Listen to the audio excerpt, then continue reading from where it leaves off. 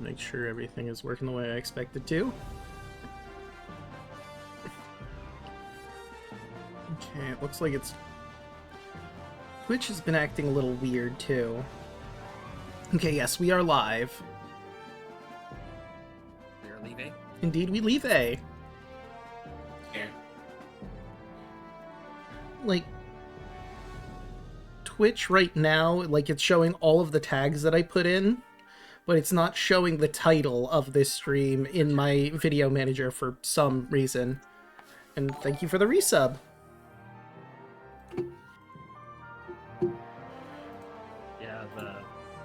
Yeah, that name concerns me for the title. Means what? The name That of the title? The session? I forget. Well, let me see. Did I change it here? Ah, I remember. It'll be a mystery. I changed it, like, last second what the title is, because I like that name that I came up with just now better. It's kind of concerning. Yeah. It would be spoilers if I said anything more than that. Like, at what point in a campaign that every time you have, like, a stream, like, session name, it's completely, like, something not even connected? Like, you could just say 3 dodos over there. And I'll just be, like, a message where we go to, like, a volcano. Watch out for that guy, and it's just an episode where you're, like, doing a fetch quest or something. No people at all aside from yourselves. And maybe a Obojima monster. Session 20. ... Somehow Strahd returned. Oh my god. And it's just like a shopping episode. Yeah. Like there's a poster somewhere with Strahd's face on it, and that's it. You know what? Actually, it's funny. The funny thing is that so I might have mentioned it on Monday. Bosco's doing his yearly Ravenloft run, and right now, I shit you not, their theme is hunting down Strahd. Which I found was funny considering we just got done with Curse of Strahd like a couple months ago. Yeah.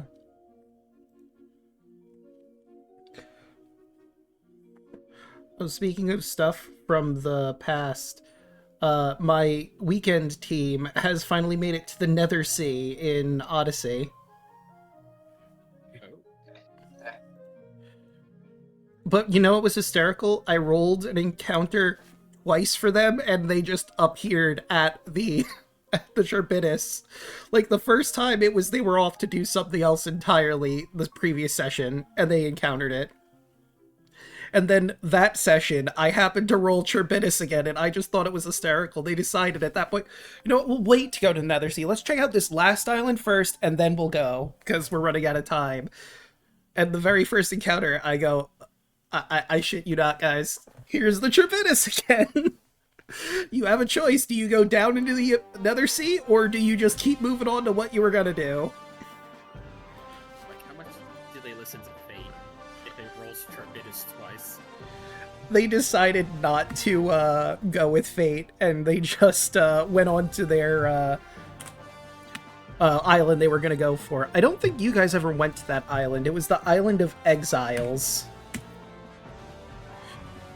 They met King Acastus' mom, who was exiled there. no. Wait, no, we did go to the Exile one.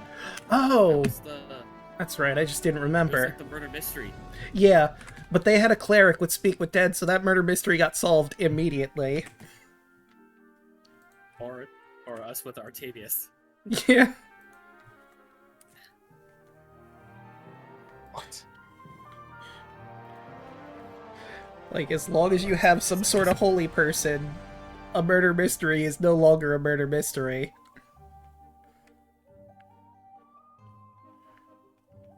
Did you hear about the remaster that they're doing for the Dragon Lords? I What? did not. There's They're some doing what? links I've seen where it's like, I'm not sure if it's like rumors, but they're talking about like like I saw it somewhere on like Reddit because I like went and followed the Odyssey of the Dragon Lords page, and people were talking about that they were doing like a remaster. I do know that, like, one of my players in the weekend game wanted to do an epic path that he found online, and it's called the Masterpiece. You're required to play a Warforged, but it's basically Vulcan created this, like, super soldier to help with the First War, and it got lost along the way, and you're this reawakened Warforged. And your goals are A, to destroy the Titans, and B, to find your own soul, because after the war is over, you don't really have a purpose anymore. What's my purpose? You serve butter. Oh my god. They also managed to get a weapon you guys never got, because I don't think you guys would have ever looked for it. They were told this information, so that's the only reason they did. The Hydra in the Amazon's prison has a magic weapon in its tummy. A sentient magic weapon, in fact. Really? Yeah, and it's really good against Titans. And giants. We could have had a Titan slaying weapon like so early. Mm-hmm. No. That's not the first time weapon that we could have had. The Xander's weapon, the Tarla's father's weapon, was the Titan clay weapon. But we let Thud have that. He disappeared. Yeah. Did we get it back? It gave it to Bullbug. I think so. Have you ever gave No. we gave Bullbug some like magic weapon, and he like whenever he ran up onto a giant, it's like, all right, he just melts them. Yeah. I do remember that. You definitely gave him something magical, I'm pretty sure.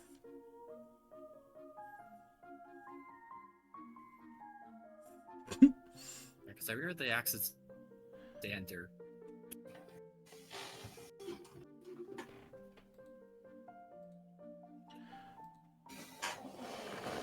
I don't need that open anymore. But with that, who would like to do the recap for some inspiration?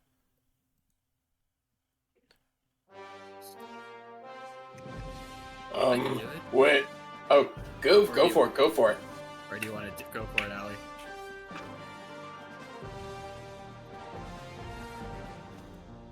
If you're unsure, you could roll for it if you really want.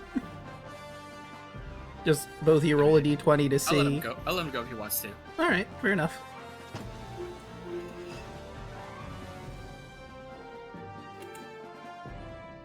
When last we left our heroes, our party searched underwater, finding several potion ingredients and a group of ne'er-do-wells. Despite orders for non-lethal confrontation, our young Owie has acquired a taste for blood.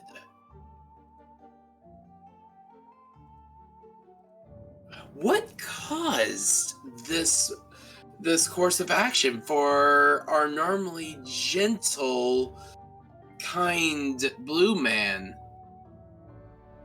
Find out today on the Tides of Corruption.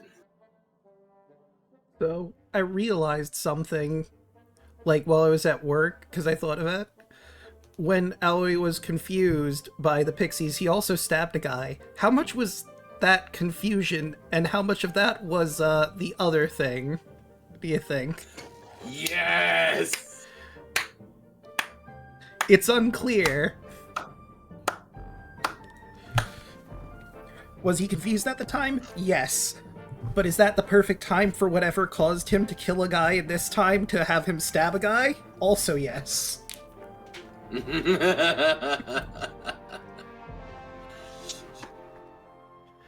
But, oops, sorry, go ahead.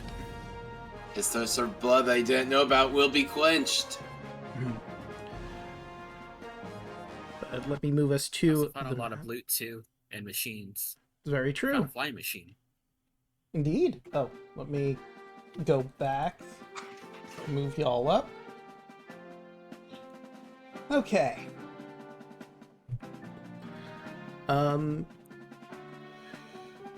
Also, keep in mind, when we do the recap, I do want you to do it in character. So, no inspiration this time, but there's always next time. Our adventurers awaken.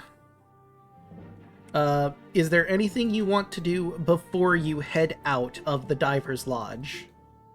You did get a lot of potion ingredients that could be identified. Before dawn, Adam wants to wake up Allie.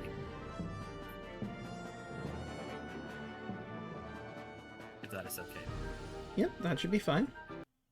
Let me change us to Land of Hot Water. Alright.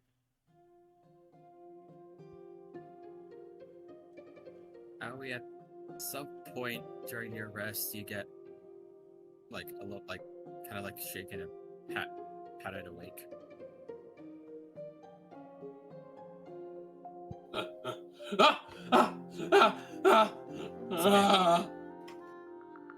Allie, it's okay. Go on, I need you to help make breakfast. Okay. If you need help getting up, Adam will extend his hand to lift you up. He'll tackles it. And as soon as he lifts you up, and with the other hand, he clasps a teapot in your free hand. You're making tea this morning.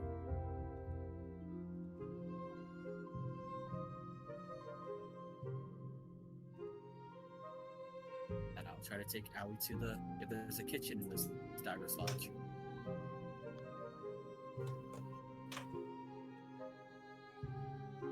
Yep, they've definitely got a kitchen here. It's a bit of a mess, but it's not going to take too long to find what you need and clean up a little bit to properly cook. And Allie, Adam's gonna toss you a tea bag. You're like, start brewing that. Wow, Adam teabagged me. That's a very important. That's some very important tea, Allie. You have to brew it just right. I was just staring at both of them menacingly from the ceiling.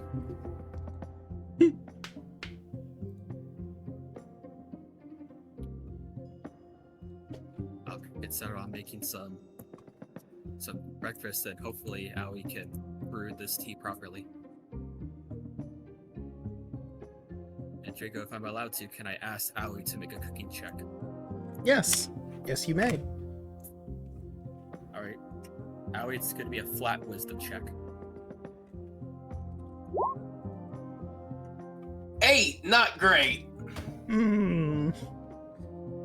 Oh, you've never really, made tea. This is something Graham usually did, and, you didn't really Okay, watch her all that close. Okay, so you take some leaves and you boil them, and you add chili powder. Alright? Now try it.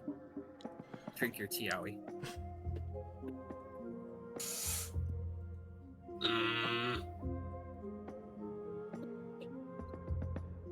Kind of bitter. A little spicy.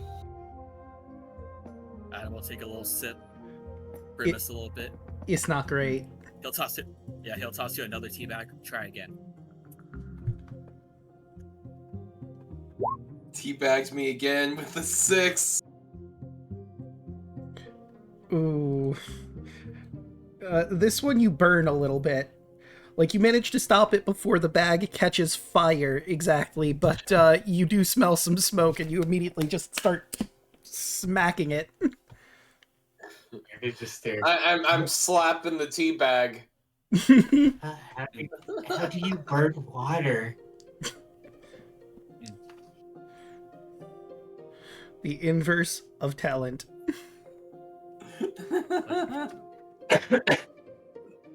think you're thinking too hard about this. Aoi, it's a feeling. It comes from inside. Watch. As Adam will take a tea bag himself, and I'll do a cooking check on myself.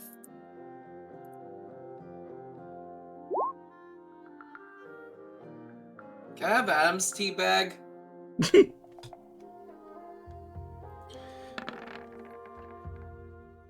I hope with the 17 I brew some Oh, nice yeah. tea. With a 17, this is old hat for you. You've brewed tea before. It's not super complicated, but, you know, if someone hasn't done it before, maybe you can understand them fumbling it so much.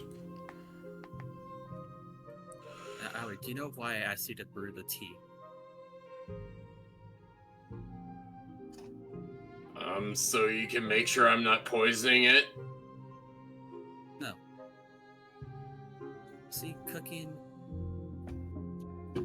It's a lot about a certain, like, oomph that comes from the inside. Some people say cooking is magic. Sometimes you have to be able to know how to harness it.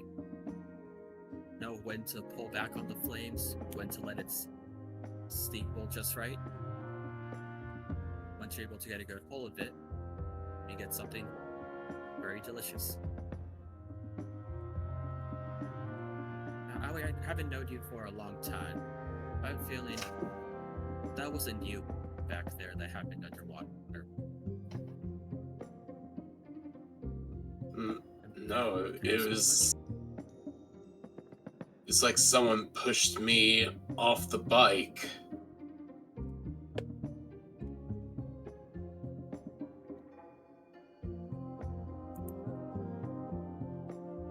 Well, you see, sometimes at this, like, when those things happen, especially in the heat of battle, sometimes it's hard to maintain control. I'm not faulting you for it because, you know, obviously it's something very new to you. But if you need help, it's always good to ask for help.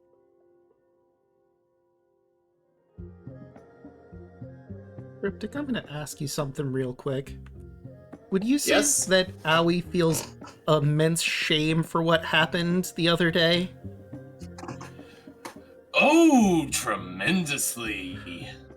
Now, the reason I ask that is because Obojima has this Hero's Journey boon system where, depending on certain things that happen in-game, you can get one of these boons. They are both negatives and positives. You could get a selfishness boon as well as a selflessness boon. Or in this case, there is one for shame. I'm going to send you what that is. I think after what has happened, this is probably going to be something that you can utilize from this point on. It might come in battle at some point, but you use it as you see fit. I just sent it directly to you.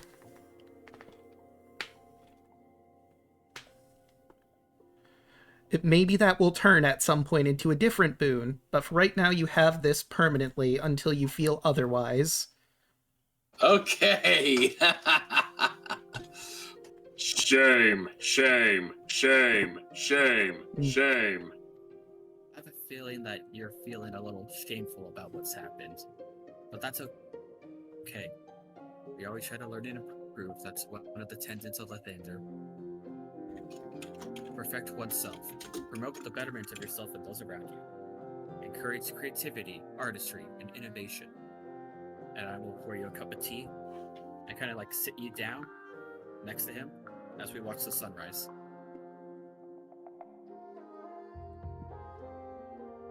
If you need to talk, we're here for you, man. I'll just give you a soft like pat on the back.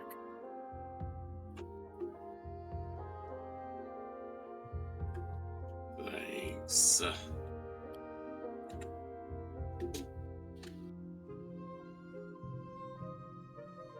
I would also say at this point, after drinking the tea, you realize the tea bags that he has been handing you, those were fake tea bags. That wasn't actual tea that you were brewing.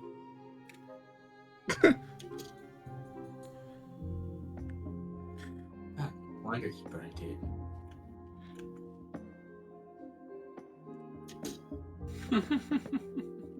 Also, going back to the boon system, Ivan, I have 2 ideas for you to get one, considering multiple things that happened. I'm gonna send both of these to you, and you can tell me which one you want to utilize, because I think both of them make sense for what happened with Ivan and Adam getting rocketed into the sky a little while ago.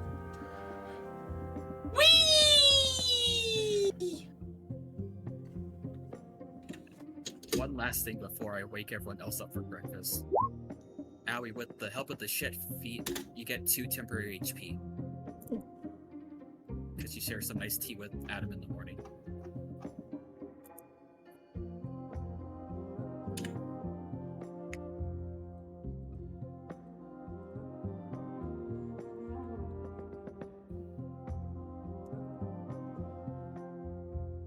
I also think there's one that would probably apply to Kaido, but I don't think in this moment, like, it would.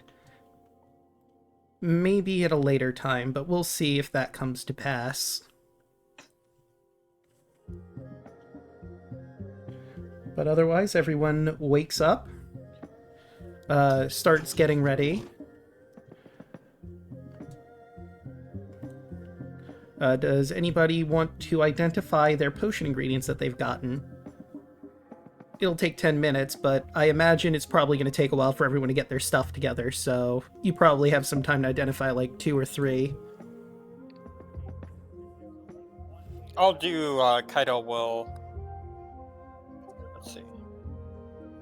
Kaido will do the, salmon and the spark plug, because I think we also said that could be a potion ingredient.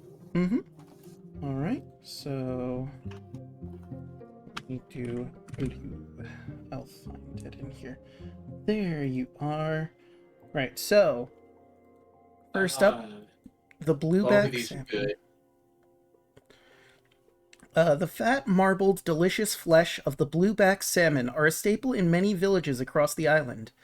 Full-grown salmon can reach up to almost 2 meters in length, and any fisherman will tell you that they are crafty and hard to catch, and can deliver a nasty bite. Blueback salmon are found in rivers all across Obojima and in the deepest parts of the surrounding reef. Their combat score is 3, they have a utility score of 4, and a whimsy score of 7.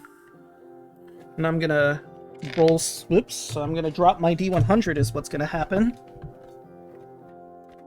Ah, dang it, I don't know where it went. Alright, I'll just roll it in roll 20 while I try to find that. High or low?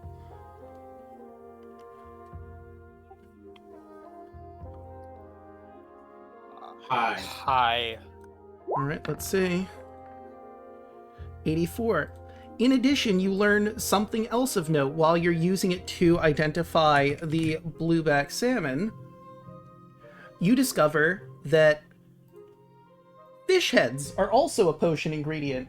So with the blueback salmon, you get 2 ingredients in one if you use it properly. For potion brewing, any stinky fish head will do. They have a combat score of 4, a utility score of 5, and a whimsy of 4. This is probably the only potion ingredient that has 2 different potion ingredients in it.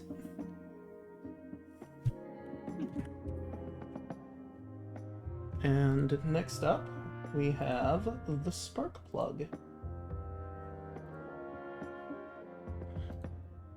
Okay, spark plugs have a combat score of 11, a utility score of 17, and a whimsy of 11.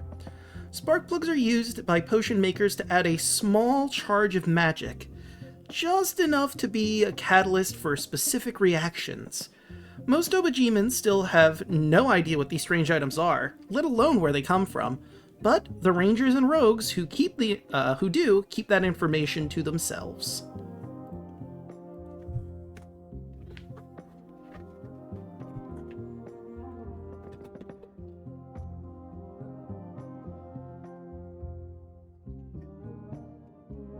Where? Oh. And now I finally found my D100. Huzzah. Okay. Oh, Draco, I picked the second one. Second one? Mm-hmm. Okay.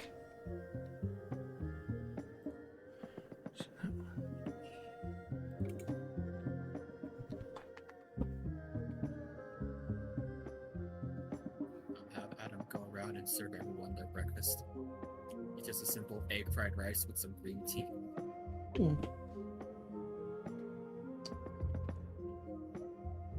And yes, the eggs do have like the little like ketchup markings on them. Little smiley face. There'll be a smiley face, a sun. I think one of them will literally just be like a fish.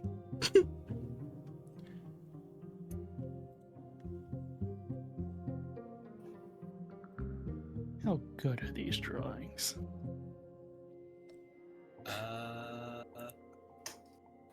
Yep. Let me see.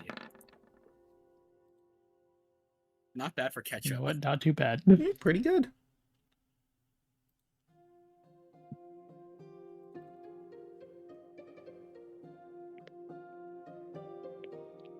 I got the sun. Because you're just a big ball of sunshine. I'm glad you noticed. Here comes the sun. Do do do do.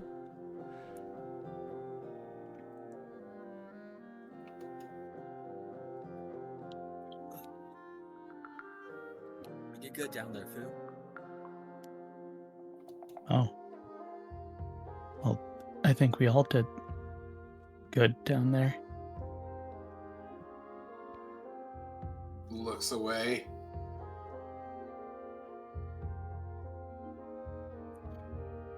Yeah, there could be room for improvement, but I think overall we done, we got the job done. And that's what's important. And if there are mistakes, we just gotta improve.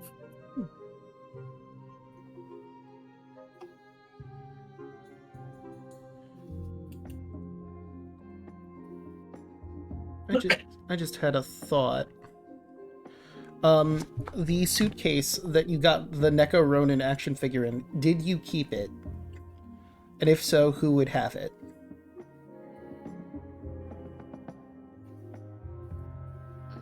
I think we would keep it, but I'm not sure who's holding on to it. Alright. May or may not be magical. Unclear.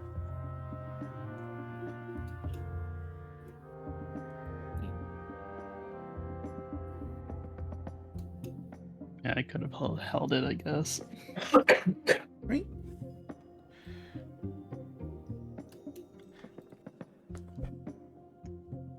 Well, we knew identify. Just put... You know what, I'll say sunken suitcase in your inventory.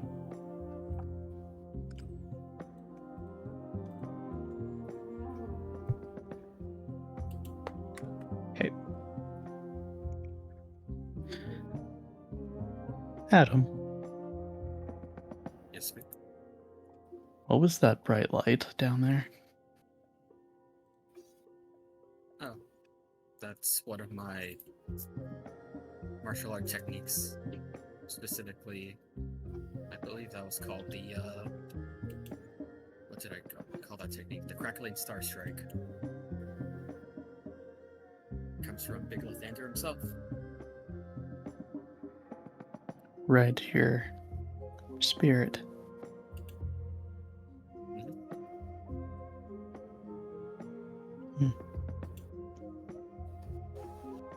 I wish to know more about your fighting style, just a little bit more. Well, I And some know. more fights. Oh, come on, don't be like that, Ivan.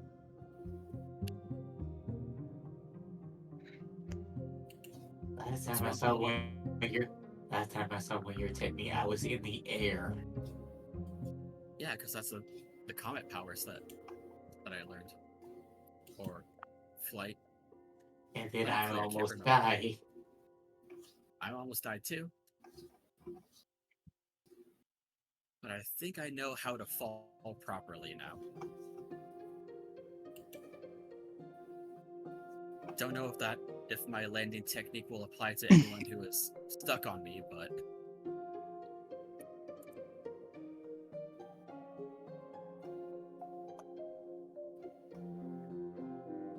you're fine. You're alive, right?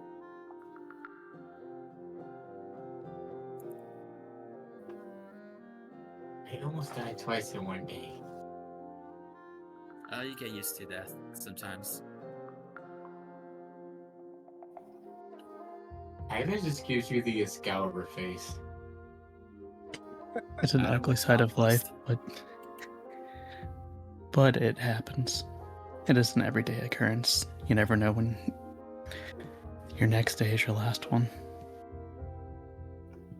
Exactly, Fu.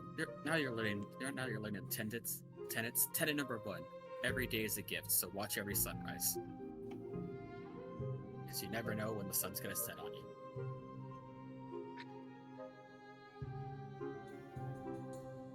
I'm just repeating what my mother taught me. But you do know when the sun's gonna set it, but you use that same time every day. Exactly. So you know when you're gonna die. It's a metaphor. What? Holly looks at you, What, you confused don't know as that? well. What? What? Good eggs. Ivan looks at Holly. Am I dead? You're not dead. Unless we all are, but I don't think that's the case. I didn't do anything that would Who's cause just- me to die. Today. Foo's just poking his own cheek. I didn't get to torment you more. That's not fair. You're not Don't worry, you're dead. not dead. None of you are dead yet. You guys aren't in the pearly gates waiting for judgment. Ivan just goes into the small puddle. I feel dead though. Drink your tea, you'll be fine. Is that the one Allie made? No, I gave him fake tea leaves. Sorry, Allie. It's all right. I know I can't be trusted. I trust you. I don't want tea, I want juice. We don't have juice, so have tea. I mean, I might Oh, have my some juice dude. in here somewhere. Hold on. Holly's gonna get up and dig through the fridge. If you cool down tea enough, it is just juice. Leaf juice. No, Yeah, not it's the leaf dirt juice. I don't want the dirt water. He It's just not goes. dirt. It's, He goes under Holly's legs and just goes to the refrigerator looking too. Eventually, the two of you find like a juice box. It's got like an apple on the cover of it, or on the front of it. I just thought of something really stupid and grim, but I'm not gonna say it. Okay. Fuck it, I'll say it. I'll say it. How long do you think we'd have to keep Ivan in the fridge before he freezes? I don't think he would freeze, he'd just be cold. If you put him in the freezer, however, it wouldn't be that long. As Ivan already knows, because he's experienced Probably the that same up on the effect as mountain. gelatin. Hmm.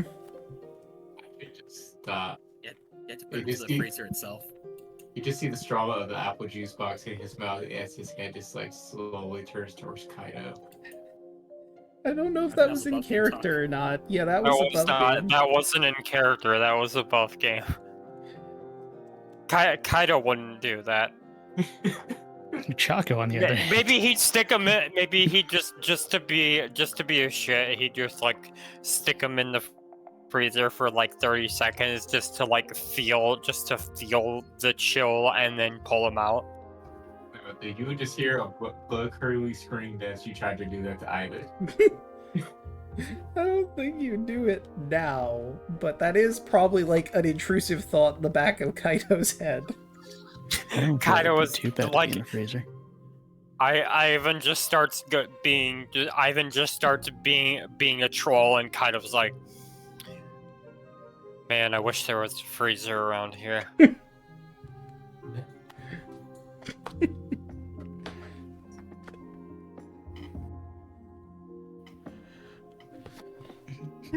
I do love this. I do love this good cop bad cop role we've had with Ivan and Kaido. Or it's not even like good cop, bad cop. It's like the buddy cop movie where like it's like it's like the buddy cop movie where the cop has to team up with like some random kid on the street to stop the bad guy. See Batman and Robin with this one. See, I was thinking of the two cops from Hot Fuzz. I forget their names off the top of my Yes. head, but that was my first thought. I was gonna ask, at what point does Kaido turn into Rush Hour? Would it be the Rush Hour, would it be- yes. Yeah, would he be Jackie Chan or would he be freaking Chris Tucker? Kaido would be Jackie Chan. Yeah, I think Ivan would be Chris Tucker. I could definitely see that, yeah. Now I'm just reminded of the opening scene of Rush Hour. I think it was Rush Hour 3, where Chris is fucking directing traffic, and like some dude in like a Cadillac or whatever runs into like an old lady, and he's just like yelling at the old lady, and he just looks over to the dude in the Cadillac. It's like, "You good, bro? You good?" No, that was 2. That was 2. Okay. What the hell? Did I tell you to go? You don't understand how much all 3 Rush Hours get played in my house. It's a good movie. I know. Even though in the first one, Jackie Chan didn't know what Chris Tucker was talking about. You don't understand the words that come out of my mouth? Literally, no. He said he said he didn't really know English all that well yet, and Chris Tucker was talking too fast. Yeah, fair.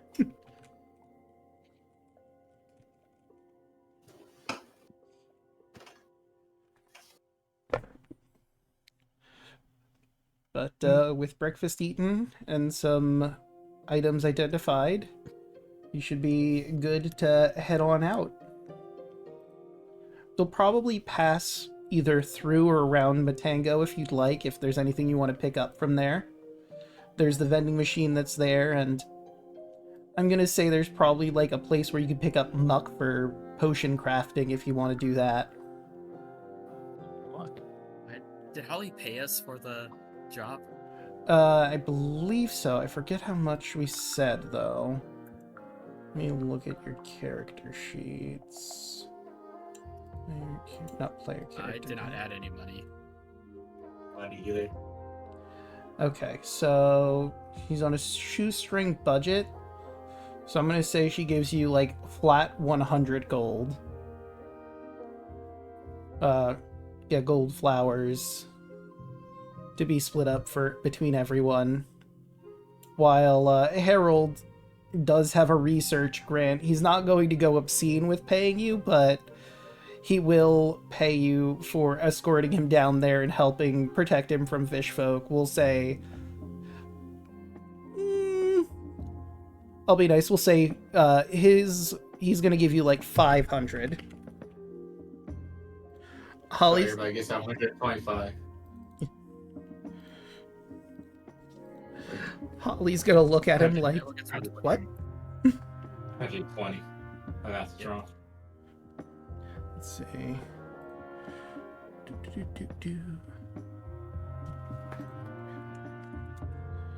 Would that be? So there's 1, 2, 3, 4. Yeah, so yeah, everyone would get 100. Right? Anyone want to hit the shops before we go? Or I guess Uh, the shops in Matango? Yes, I gotta get something from Tango. 100 units of gold. 120. 120. Yeah, because 20 from the 50 you got, or not 50. 20 from the 100 from Holly, and then Yeah. 100 from the 500 from Harold. Okay. Aw man, I ruined my perfect gold total of 69. No! And I got money back. Tragic. I'm not poor anymore. Hooray! Right. Y'all. He's, Finally buy stuff from the he's vending not machine poor. again. He's destitute. Mm. Listen. He's not poor. He's on a budget. I needed that fisherman's spear. Fair. Really good speed. Especially after you were in underwater combat, it was probably the best thing you could have gotten. I didn't know what it was, but I'm glad it is what it is. Mm. So how much would muck cost? So I actually have some for Miss Lindley's shop, so let me take a gander here. Here's Miss Lindley's shop. So for common potions, it's 50 gold flowers for 15 gold flowers for common muck, 75 gold flowers for uncommon muck. Common obviously used for making common potions, uncommon muck for uncommon potions. And it depends on what ingredients you put in, whether you're making a common or uncommon potion. So if I were to get one of each muck, how much would that be? Okay, so one of each would be 90 gold flowers. Alright. And we'll have you move through.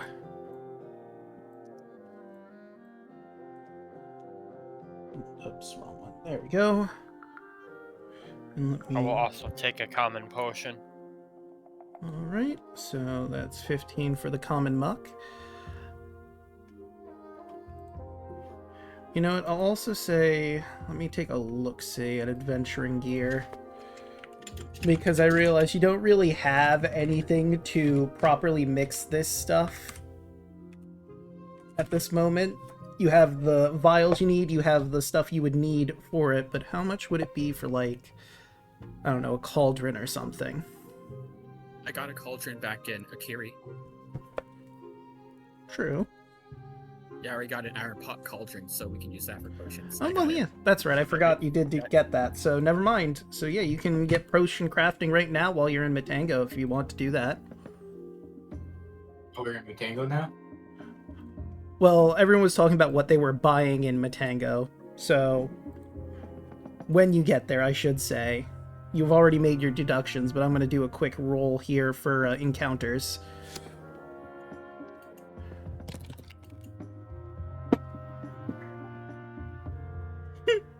Alright, and I'm going to roll another thing. Alright, let me take a look-see in here. I'm not gonna lie, that boomerang kind of sounds fun, but that would be all my money. 5. Okay. Imagine that's how I felt about my spear. What sounds fun? The boomerang. That's the cloud touch boomerang. Alright, so while you're heading towards Matango, Aoi, I'd like you to make me a acrobatics saving throw, or acrobatics check, rather. As you're walking, a thermal updraft suddenly shoots underneath you, and you need to dodge out of the way.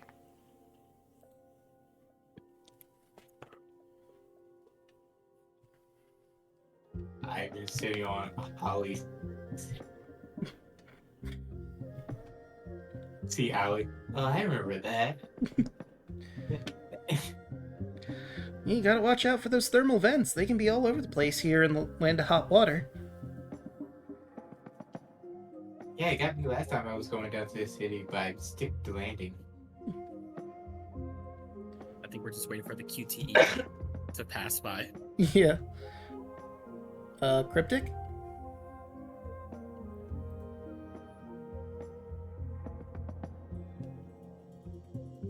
Cryptic, you there?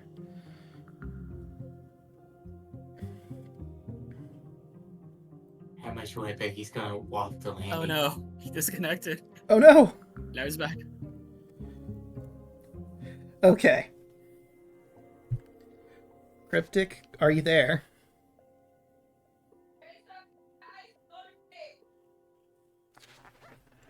I guess he's having some internet troubles. 7 silver says he's gonna land on his face. You're on.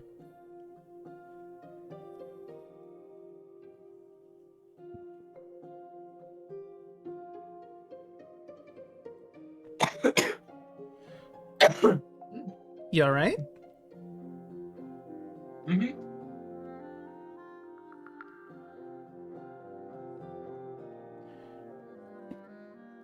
Just...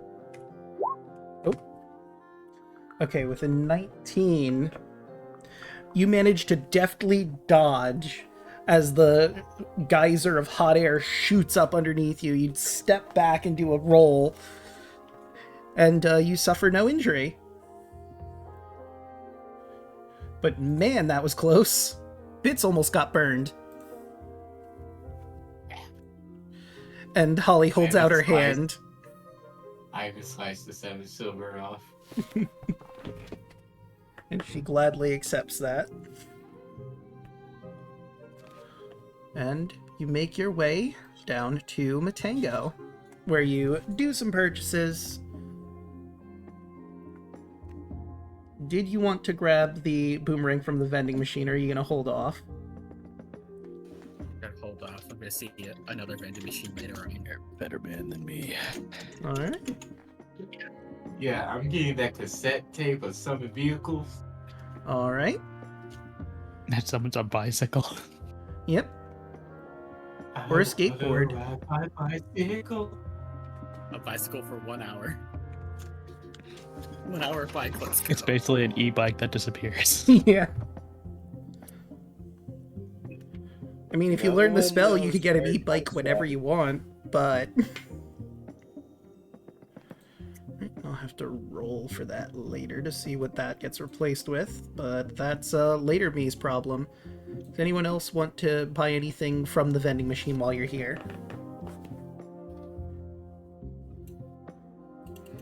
No, I better save money.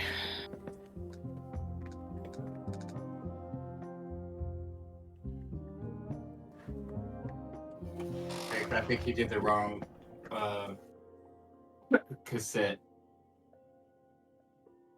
Ah, damn it. Which one did I replace? Instead of petrify a person. Oh, pacify. Yeah, pacify. Set of pacify person. I think that was also 90 gold flowers, if I recall correctly. It was 100. Ah, It was 100, yes. I got the old one. there we go. Looking at me right now. Okay, and... oops. Stop. Oops. Okie doke. Now it's properly set up. I'm sorry, the bicycle only lasts for 10 minutes, not an hour. Still though, 10 minutes of bicycle. Yep.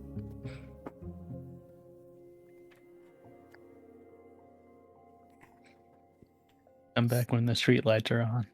Yeah.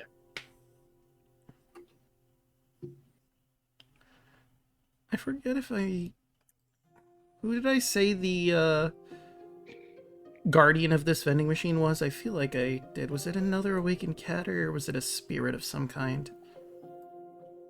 I think it was another awakened cat. Alright. That was one of the piglets. No, I think I would have remembered that. I think it is just this one is an awakened cat.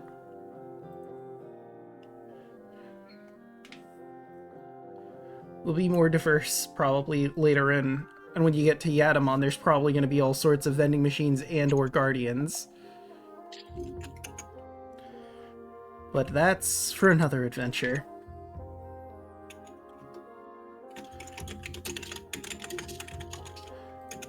Is everyone done with shopping in Matango? Or did you want to, while you're in Matango, craft some potions now that you have some muck to do that? Do you have anybody who can identify the sunken suitcase?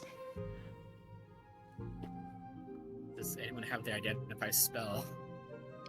In this little village?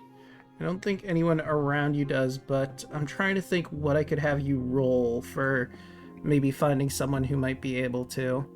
Let's see. Only streetwise was a thing in this, but alas, it is not.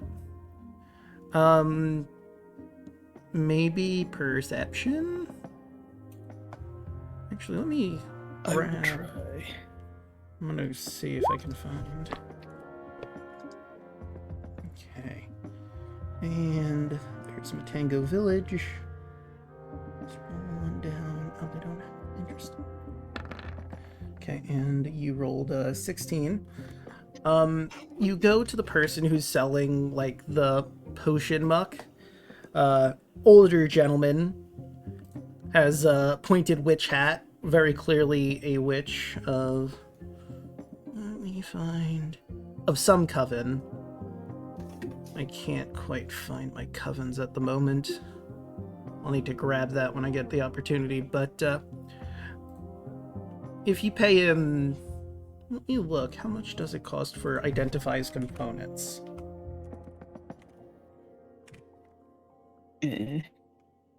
Player's handbook.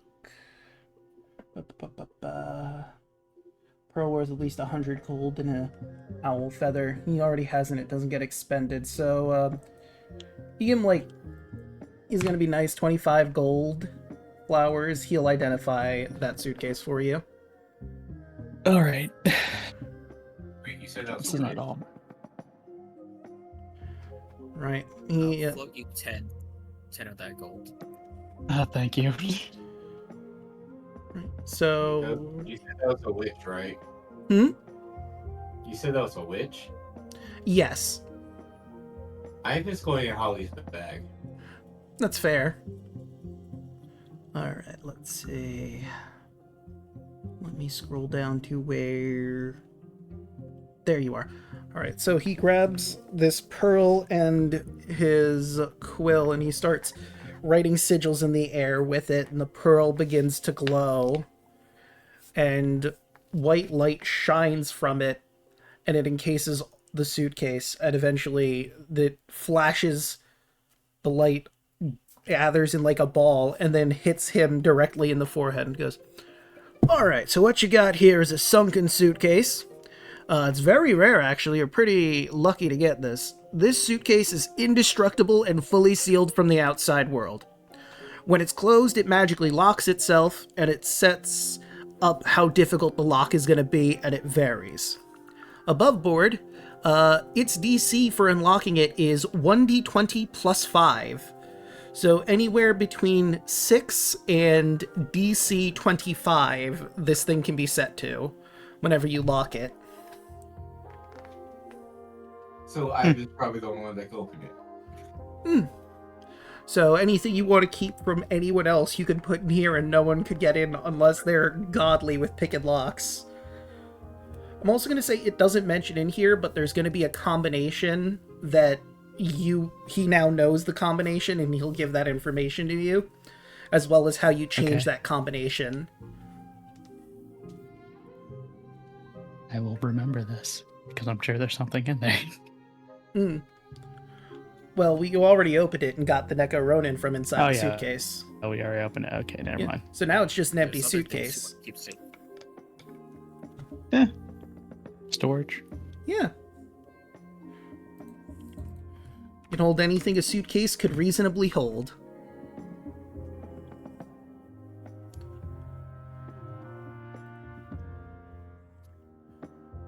If I recall correctly, now that you're in Matango, this is more in the gift territory, so let's swap songs to this one.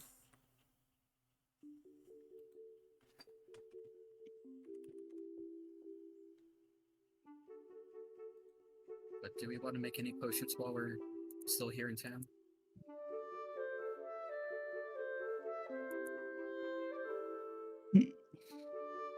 Got some luck.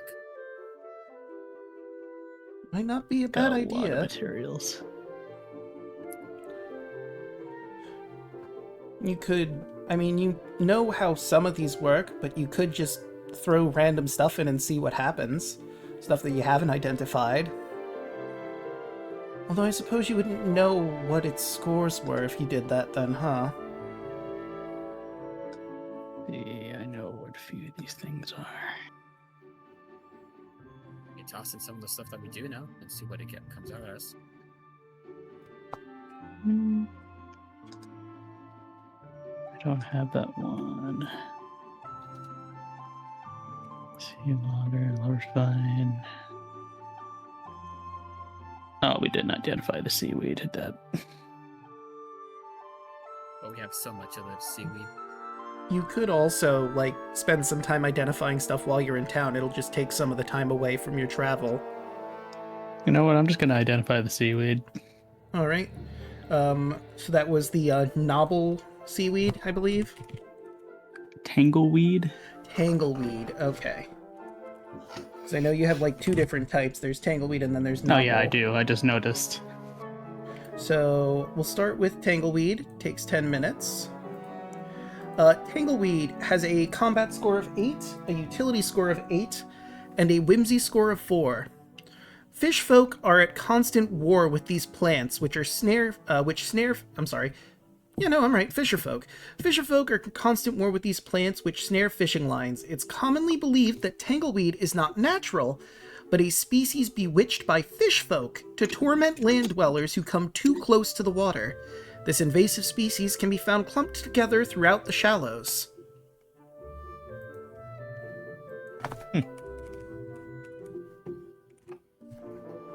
Okay. I guess knobbleweed. Alright. And knobble leaf seaweed has a score of 1 in every stat. There are many different kinds of seaweed on and around Obojima, most of which are quite tasty and nutritious, but none is more sought after than knobble leaf. Many cooks use knobble leaf in their soups and salads, and there are some witches and warlocks who use it for spells. Knobble leaf can be found washed up upon beaches of Obojima and growing in thick kelp beds along the sea floor surrounding the island. Adam, it seems I found you a new ingredient.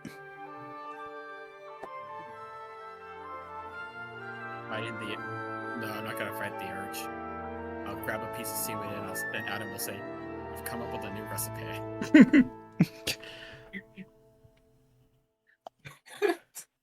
A new recipe. Okay. I'll very poorly fight the urge to say that every time you hand me cooking ingredients.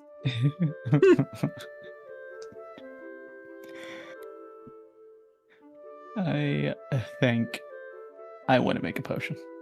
All right, what are you throwing in? The fish folk teeth, the tangleweed, and my sheep dragon wool. Okay, tangleweed.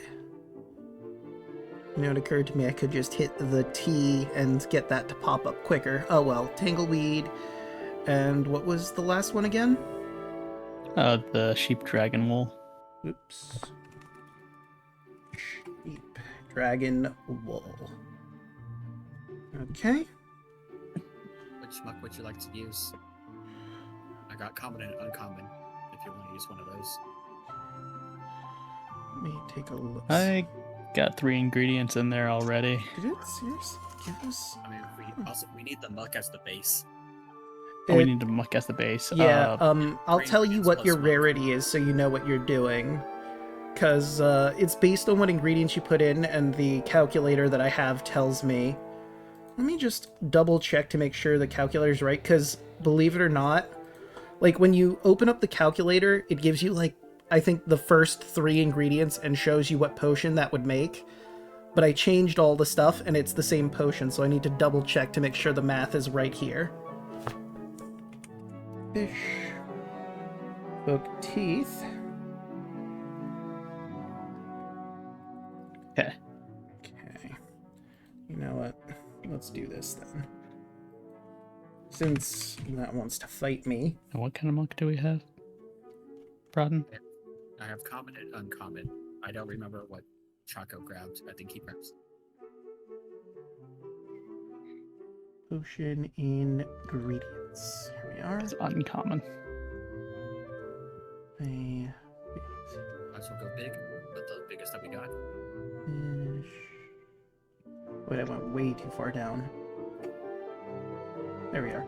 So, let me open this up. Okay. Fish. Has a combat score of 943. Okay. 943. 4, 3. Tangle. Weed 9. has the... too far. 884. Okay. 884 and sheep dragon wool. This would definitely be a common potion, so you would be using your common muck for this one. Okay, and that is... Okay. Common it is. And that is a 10 in combat. 8 and 7. 8, 7. Okay, so calculating all that up, the combat score is 9 plus 8 plus 10, which is... Okay, so yes, the calculator is correct. I'm not going to calculate each individual score because I want to make 100% sure, but it calculated the same thing as this. So you get yourself a potion of kinetic pop. It is a combat potion. Or is it kin? And common combat. Oh. Kinetic pop. Why is it not opening for me? Maybe I need to refresh, or Roll20 is just being sluggish today. I will quickly refresh. I don't think you have a means to identify the potion.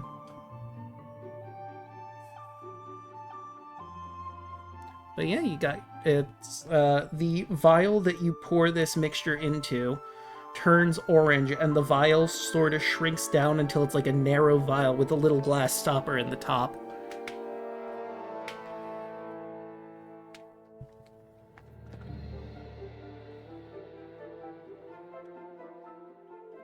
If you want to go back to that witch from before, you could probably spend more gold to have him identify the potion. All right. Kinetic pop.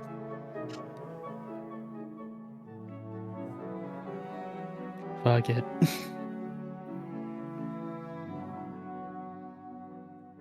Ivy gets back in the bag. You know, my mind immediately traveled to get in the bag, Nebby. Get in the bag, Ivan.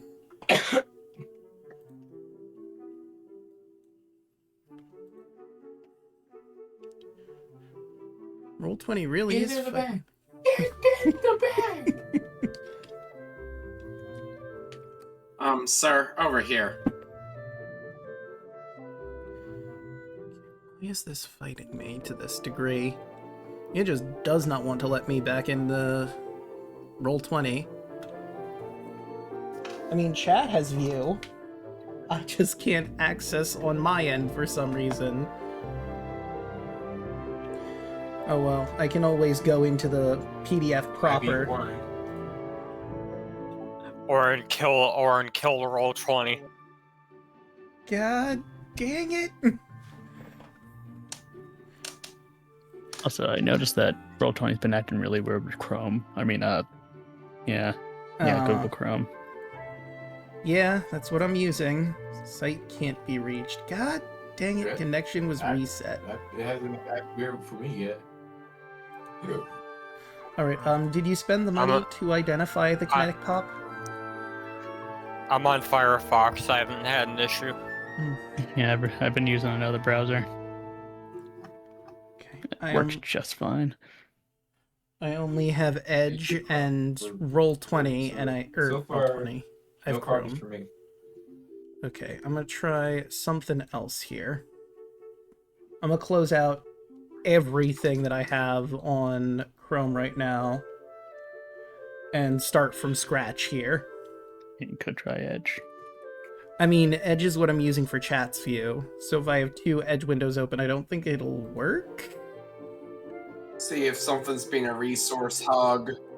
Yeah, that's also a good point. Control Alt Delete. Grab Mr. Taskman. Could just try using another browser. I mean, then I'd have to download a whole new browser. Doesn't seem like anything's being a resource hog. I think it's just Chrome being a pain in the ass. She said, Oh yeah, no, right. 5 minutes of time. It's 5 minutes. Oh no! It's like it's Yeah, not how even much that loading is in YouTube. internet time? Oh my god, that's 500 years. Like, imagine what can get done in 5 minutes. 100 minutes. I would say try it on Edge to see if it actually loads at all for you. Hmm. Okay, let's see. Master Fumble. In the meantime, I'm going to go grab some coffee. All right. Well, I guess Bring back some for the rest of us. I guess I'll just open a second thing and move it over to here. I don't think I can sign into Edge as 2 different accounts at the same time, is the thing.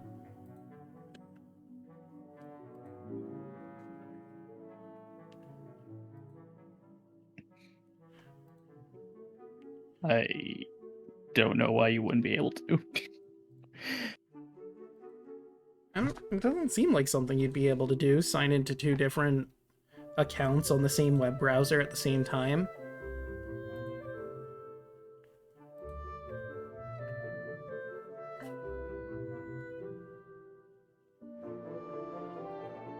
Done it before. Oh.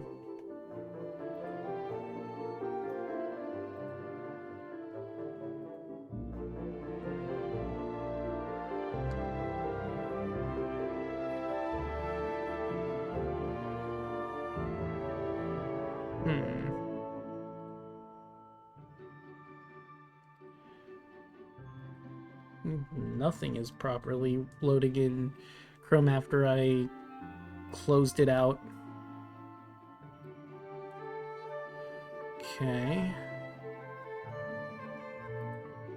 And it's not letting me... Oh, wait.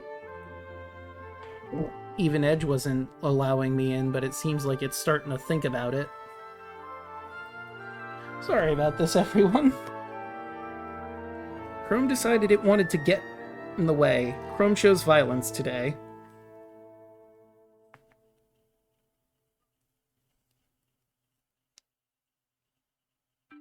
Oop.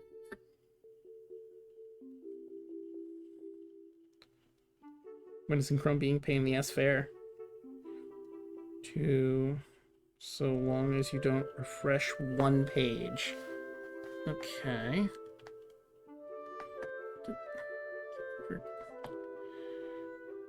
Wait, did it? Okay, no, I just shrunk it. Okay. So, how am I gonna do this then? Okay, so if I sign out, because it has Unseen Legion and... Explosive diarrhea. What?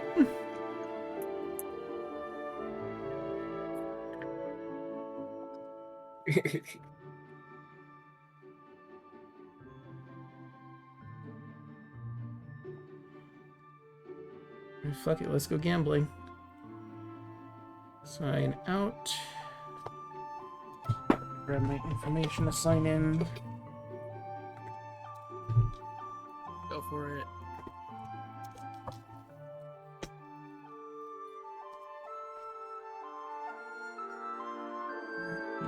Yes, there you are. Okay.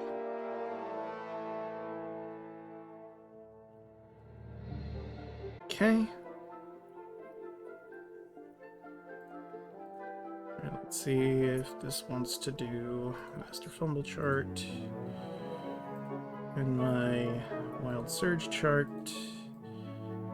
and the Stream Manager.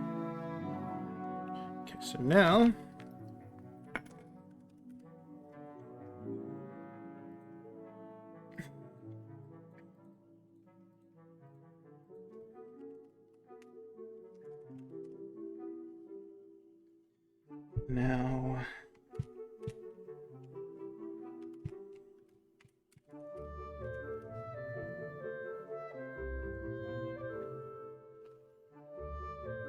let's see.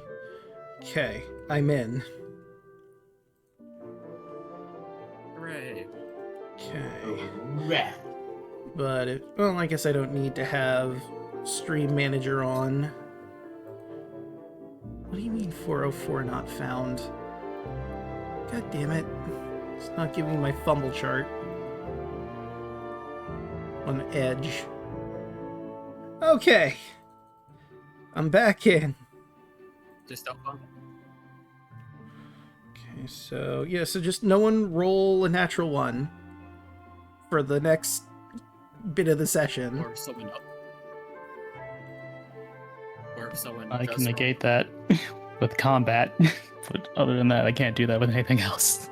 If someone else has the fumble chart, we'll rely on them, but Okay, hold on. Now Chrome is, well, at least it's working with other things. I got the fumble chart up at the very least on that end. I just have to juggle stuff around. Point is, we're back on Roll20. Yes. Okay. Well, that was an adventure. What were we doing again before that? Train wreck? Fucking going to the witch guy to find out what this kinetic pop does. Ah, yes. Now I can actually tell you what kinetic pop does. Alright, so... this guy should sell it to us for free. Just identify it to us for free for the wait that we have to go through. Sorry about that, you know, it got a little fumbled there, but it's fine, it's fine. Kinetic Pop. When poured over a non-magical weapon, this potion fills the mundane item with kinetic energy, causing it to vibrate with anticipation. The next time you hit a creature with the weapon, the energy explodes, doubling the damage rolled by the weapon's damage dice. The effects of this potion end after 1 hour or once the energy explodes. It's basically one free crit. Oh my god. It's Metal Gear Vengeance. Mm-hmm. I got the high frequency blade. You do. You just have to cover your blade with it. And it, importantly, has to be a non-magical weapon. I do have one of those. Actually, I have 3 of those. Alright, then yeah, you just gotta smear that all over it as a bonus action. Thank you. Use my whipper whip. Wonder, can you use that on like natural weapons like a fist? What, like or a fist? sword? Yeah. It Can just explode. it just says non-magical weapon, but I would imagine if you're putting it on your fist, that might cause some damage to your hand. I also feel like that will end once your fists are considered magical. Yeah, that too. It's like, I'm just seeing it. It says the energy explodes, meaning there's an energy explosion where your fist is, which is probably not going to be healthy for you. The most anime shit ever. I don't know what you're talking about. Listen, Draco, I just gotta land one hit and crackling star strike combined with kinetic pop, and I just destroy anything with one punch. One punch! Beat My me own to arm, it. like, Remember the recipe. Yes. If you I mean, you aren't, get those remember to flashcards. write that down somewhere, either on your sheet or just a notepad or a notebook or whatever you have lying around, so you remember how to make these.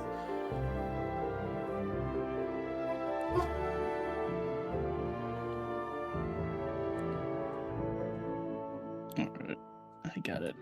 The recipe for kinetic pop. Right, Ivan will put it on your fist. Surely you won't hurt yourself. Yeah, what? No. Your work, you think I have personal safety?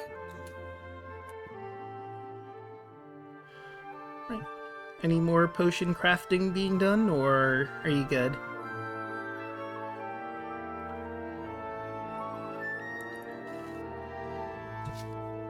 I'm good. Not spending any more money. That's fair.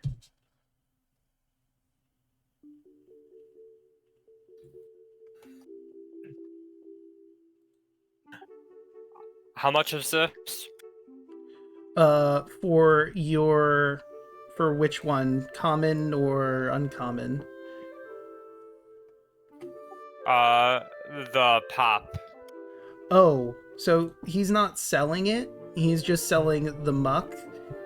Fu just created the kinetic pop Oh, okay. using certain potion ingredients that he had, and some muck that was donated to him by Adam. If you want to grab common muck, that would be 15 gold flowers. Uncommon muck is 75. Question: how close is Holly to one of these so-called mucks? So this guy has basically two cauldrons full of it that he basically ladles out to you in a little vial. Or not little, in like a jar so you can pour it into your cauldron and properly mix with.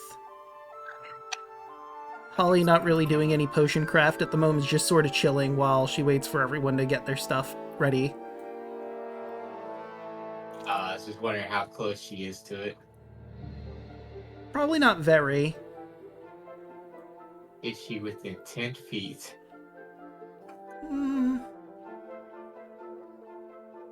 I'd say so.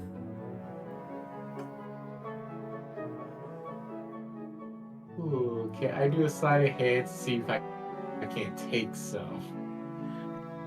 I'd say it would be, at the very least, with disadvantage, because this is 2 cauldrons full of hot muck. Grabbing it is probably going to hurt you a bit.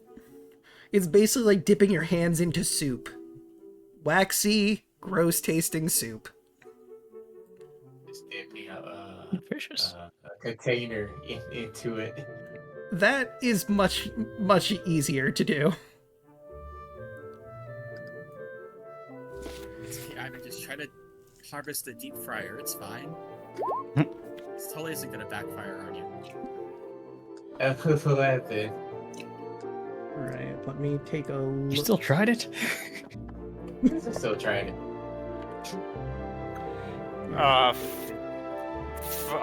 Fu, what were the potion ingredients you used for the pop? I used the fish folk teeth, tangleweed, and sheep dragon wool. Okay, passive perception is... Okay. Alright, also, anyone with a passive perception over 11 would see Ivan trying to reach into this cauldron of muck. And unfortunately for Ivan, 11 is exactly this man's passive perception. He goes, "What are you doing? The heck is that?" Ivan just stops. And it slowly retracts back. His eyes narrow as he looks at your group now. What was that stretchy blue thing trying to dip into the muck? It's. I think we'll go now. Sorry to bother you, sir. His eyes Try to push narrow. Holly out. And we're walking, and we're walking. Alright, come on, Holly, Ready. let's go leave.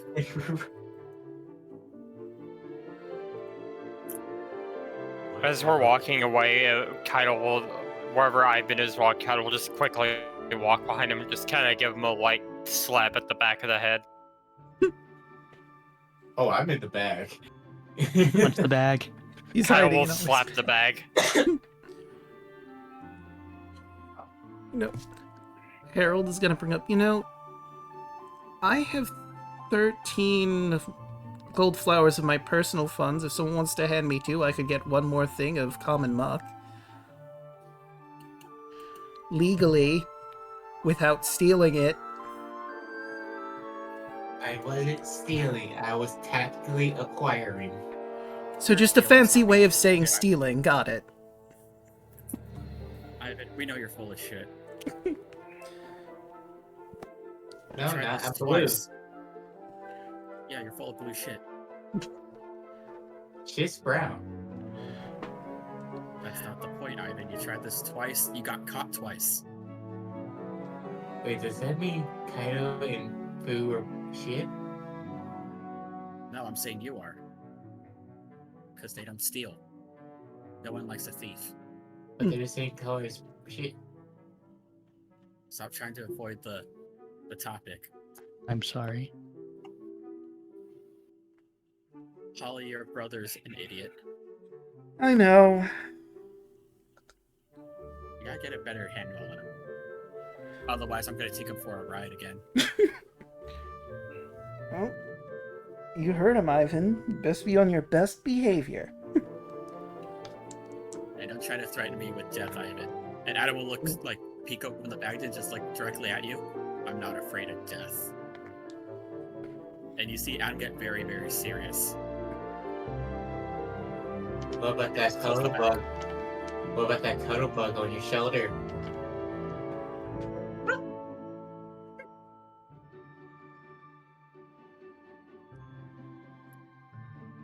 Roll. You know what? I'm gonna have you roll deception to see if you can fool Adam into thinking there is a cuddle bug on his shoulder right now. May I remind you, he is holding the bag, so if he flies up, he's gonna take you with him. No, it's Holly's bag. I'm in her bag. Okay, yeah, Adam, you know he's bullshitting you. Wait, Draco. Hmm?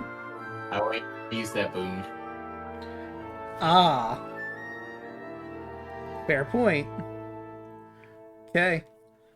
So keep in mind the consequences of using that. Yep. So he's made a skill check. Above board, he has the boon of hate. When he makes an attack roll or skill check, he can choose to change that roll into a 20.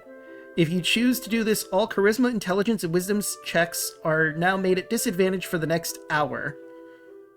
Once he uses the boon, he can't do so again until he finishes a long rest, so that deception is a 23. So, Adam, you fully believe that there is a cuddle bug on your shoulder right now. I'm gripping Holly. Well, Holly's backpack. Mm-hmm. You are. I'm not gonna do it initially, but everyone just hears like a rumbling. As Ivan, you know exactly what's going to happen. Come on, give me out the fuck bag. Fuck that. Yup, you decided this. You wanted this. Alright, goodbye, Holly. Me and Holly shoot up into the sky. He screams. Everyone in town looks up at where Adam once was. Ivan, you're still in the bag. You don't have a chance to leave. Yeah? Oh, Yeah, you're still in the bag. I was holding the flap, so me, you, and Holly are both 120 feet in the sky. he really can fly. I was screaming Blade Murray at the moment. Let me...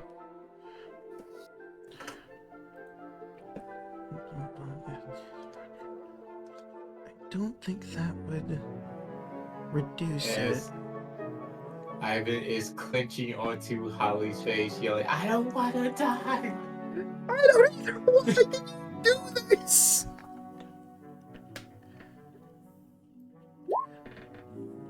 Alright, roll the damage, and I'm going to reduce some of it.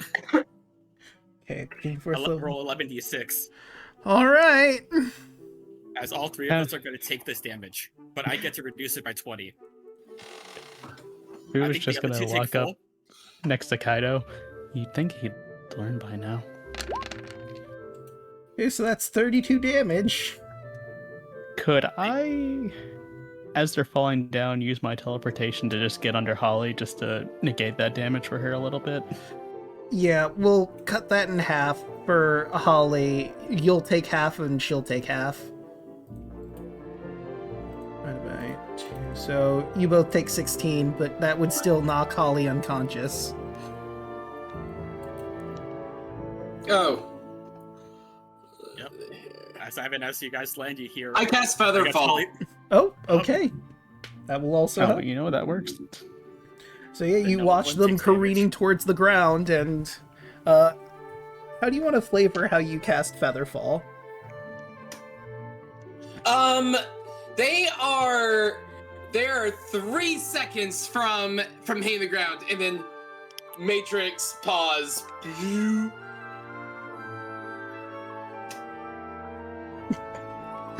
As I'm just imagining like Hoshi, the way Hoshi's screaming, it's fucking DBZA like Krillin when he gets blown up by Frieza. I imagine Holly's just completely unconscious, foaming at the mouth a little bit. Not Take a hurt, joke. just KO'd. You win. Dramatic finish.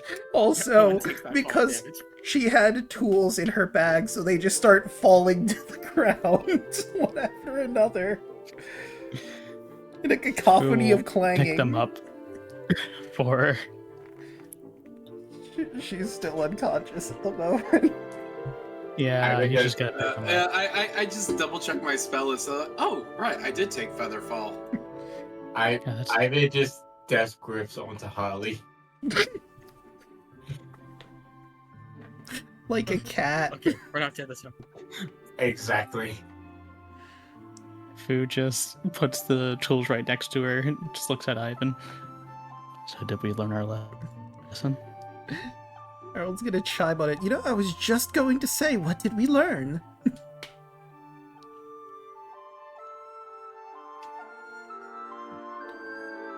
Ivan doesn't Falling is move. scary. Ivan doesn't move. But then I think- one of his pseudopods pulls out the water gun. It looks. He's. Apparently we haven't learned our lesson yet. Oh boy. You knew this was going to happen. Holly, are you okay? Holly, are As- you okay? Are you okay? Are you okay? As he's getting closer to Fuck Holly, you, bro. as he's getting closer to Holly, he points the water gun. Can't wait for her. We're on top of each other. I'm trying to just pat her awake. Like, come on, Holly, wake up. Where am I? I'm sorry. I'm sorry. I panicked. Things just got... It's a blur. Sorry. She vomits You really can fly. Just on let it out. Adam. It's fine. It's fine. Just let it out. Just let it out. Never See this. do that again. See, this was what you did last time. The last time I almost died. Maybe it's because you I got keep scared. provoking him. I didn't do it on purpose last time. You did it on purpose this time, though, didn't you? Wait, there wasn't one on me? I mean, how could you? I don't know what you're talking about. You deceived me. And you nearly got all of us killed again. Okay. Look. Clearly, there are a lot of people in the wrong here. Well, two specifically. I was just an innocent bystander in this, but You were a victim, yes. Ivan, you know this is gonna upset him. You know how he reacts. Do not do that again while he's holding me or you, and then there won't be problems. And you, she points at Adam, do not jump up while holding people. It is dangerous. Apparently.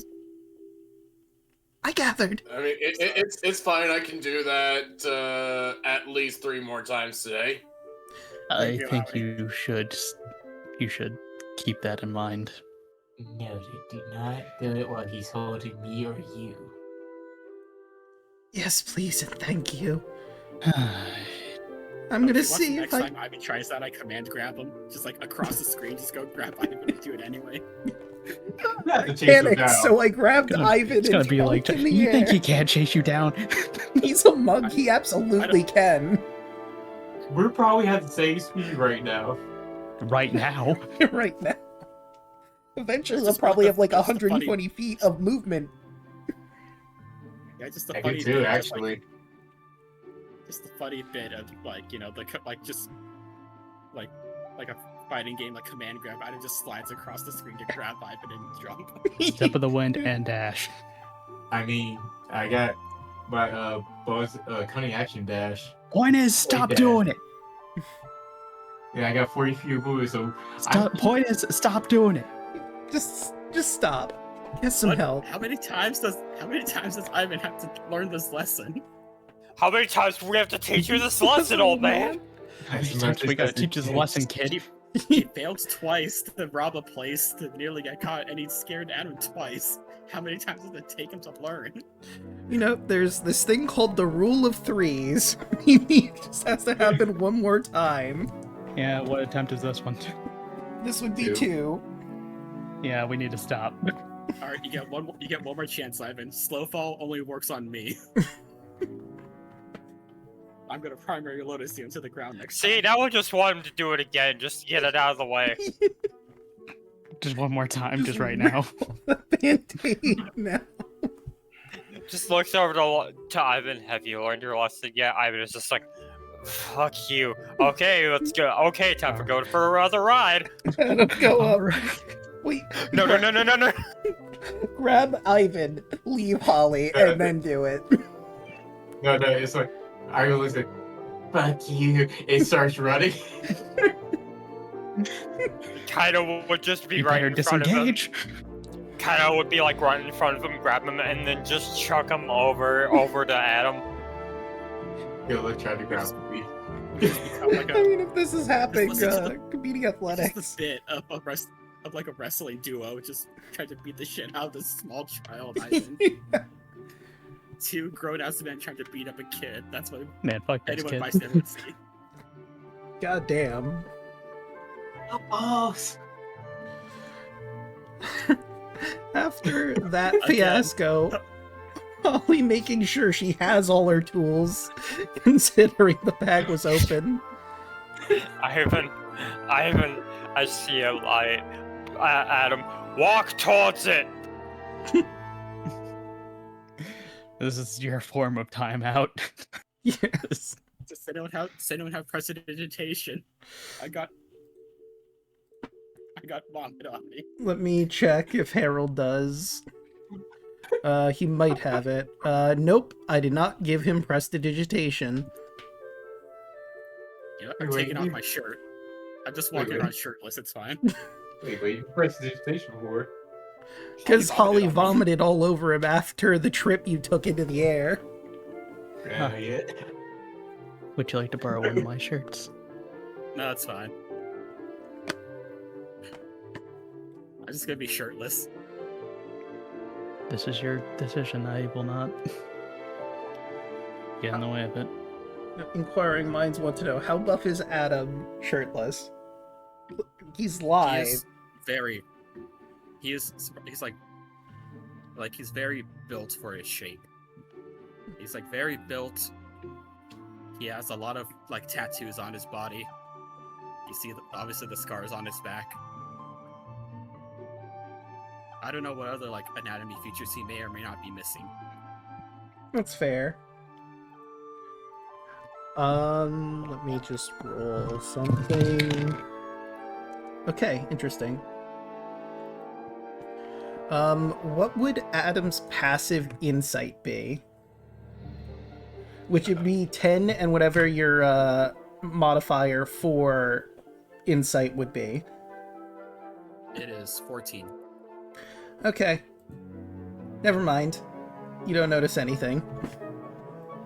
You're just trying to wipe yourself off a little bit, because, like, obviously your chest didn't get vomited on, but because the shirt covered in vomit was on your shirt, it's still a little damp there. So you're just trying to be as clean as you can. Jacob. Yeah. Yes. Ivy looks at Holly. What is your passive insight?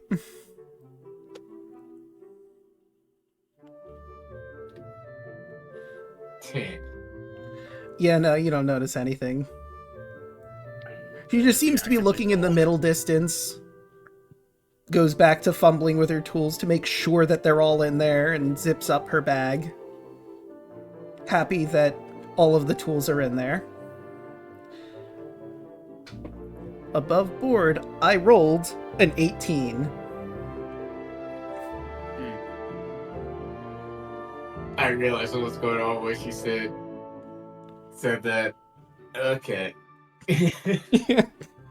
Above board, you know exactly what's happening. In game, Ivan doesn't know shit. Step 1 complete.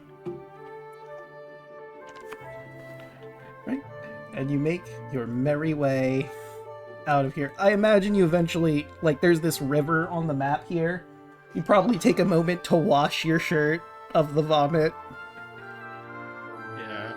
Watch it. I'll still just put it like away so it can like dry. I'm just gonna stay shirtless for the rest of the day. Alright. Yeah, you can, like, hang It's it just an somewhere. Holly said.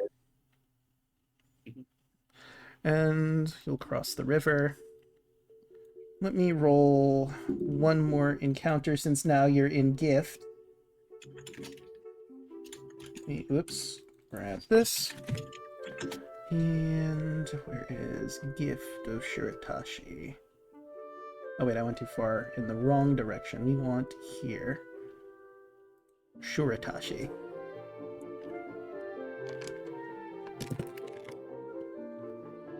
Okay, that's twice I've rolled that number. Interesting.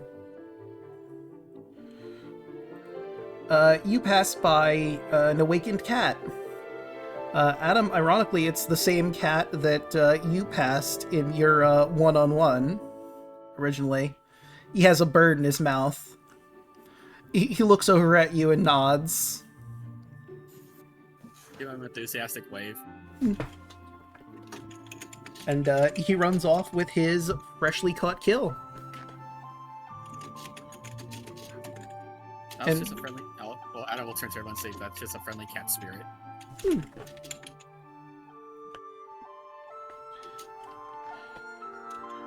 At this point, because you're this far along, you're almost to Okiri.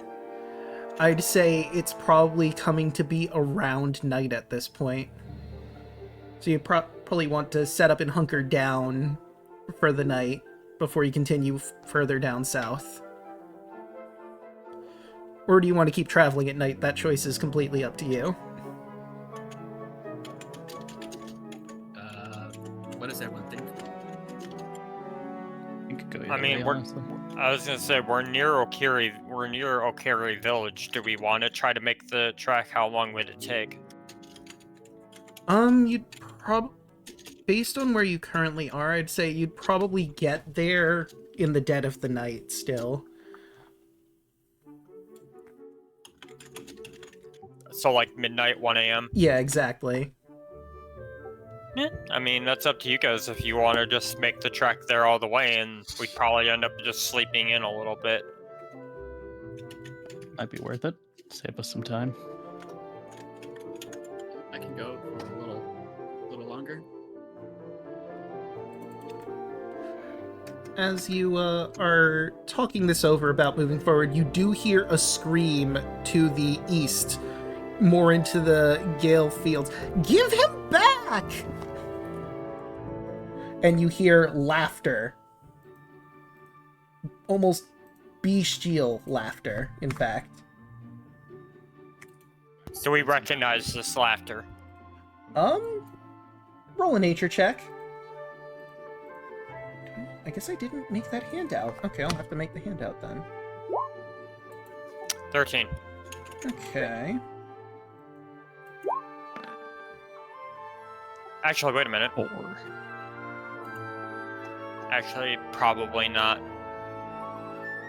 Nat 1, Nat 1, Nat 19. On the other side. Interesting. Whoops. Okay. No, wait, let me... Oops. Oops. Okay, so...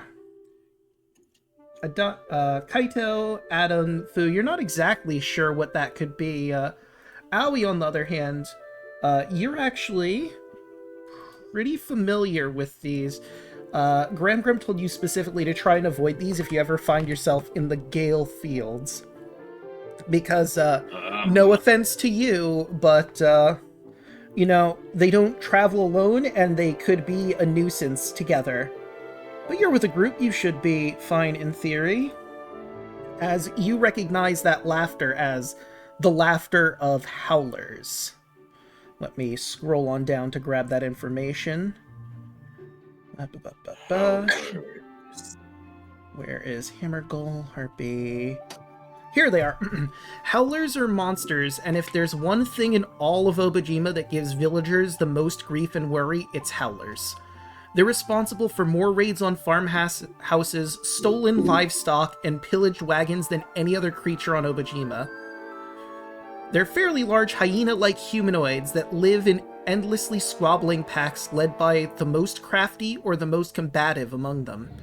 Most of the howler population live in burrows and dens throughout the Gale Fields, but there are small gangs that live in the wilderness all across Obojima.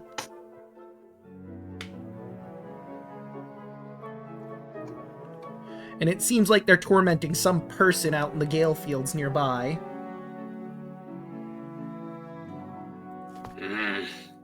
There we go. Howlers! Let's go And Owie's gonna run out. Does the rest of the party follow? Kaido just Oh, yeah. is just like, oh god damn it, and runs after him. Okay, So so sprinting that way too. right, so let me show you a picture of these creatures that you see. So first, these guys. There's 5 of them, and they seem to be tossing what looks to be a small dog between them. And there is a young Dara girl, can't be older than like 17, running after, trying to get what you assume is her dog back. And the poor dog is whining and crying as he's getting thrown through the air from one of them to the other. And they are laughing hysterically. I would like to cast Mage Hand midair. Alright, they don't know you're there at the moment. So, I would allow that. Okay. Oh, probably weighs enough to be caught by a mage hand. Let me grab... I'm just gonna set up the combat map. Because they might notice if the dog is just hovering in the air. Copy. Why did it not pop in? Okay, there we go. Guess how many of us are trying to rush in and how many of us are trying to ping Oh, back? I'm rushing in. Spear in hand.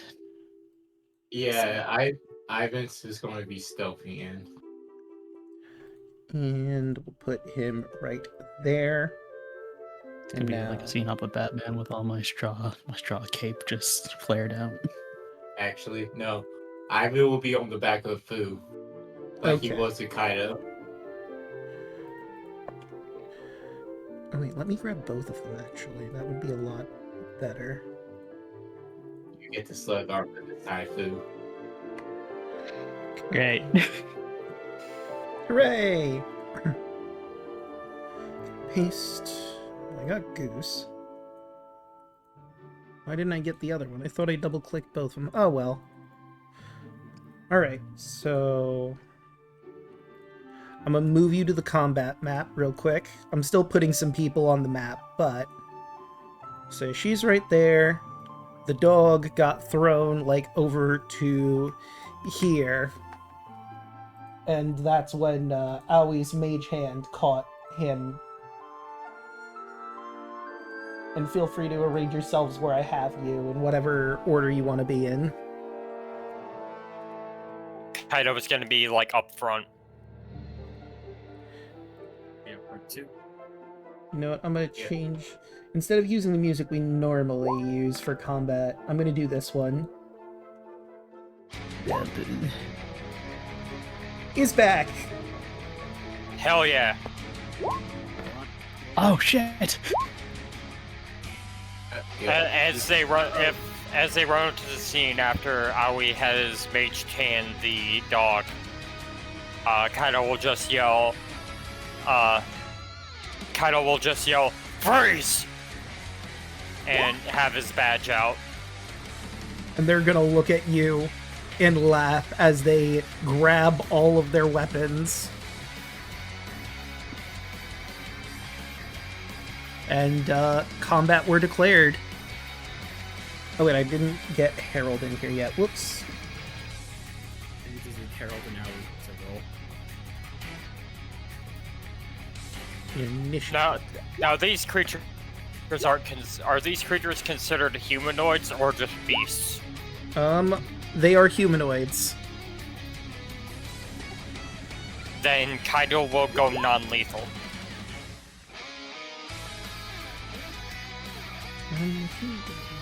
As monstrous as they are, Kaido will attempt to go non-lethal. Alright.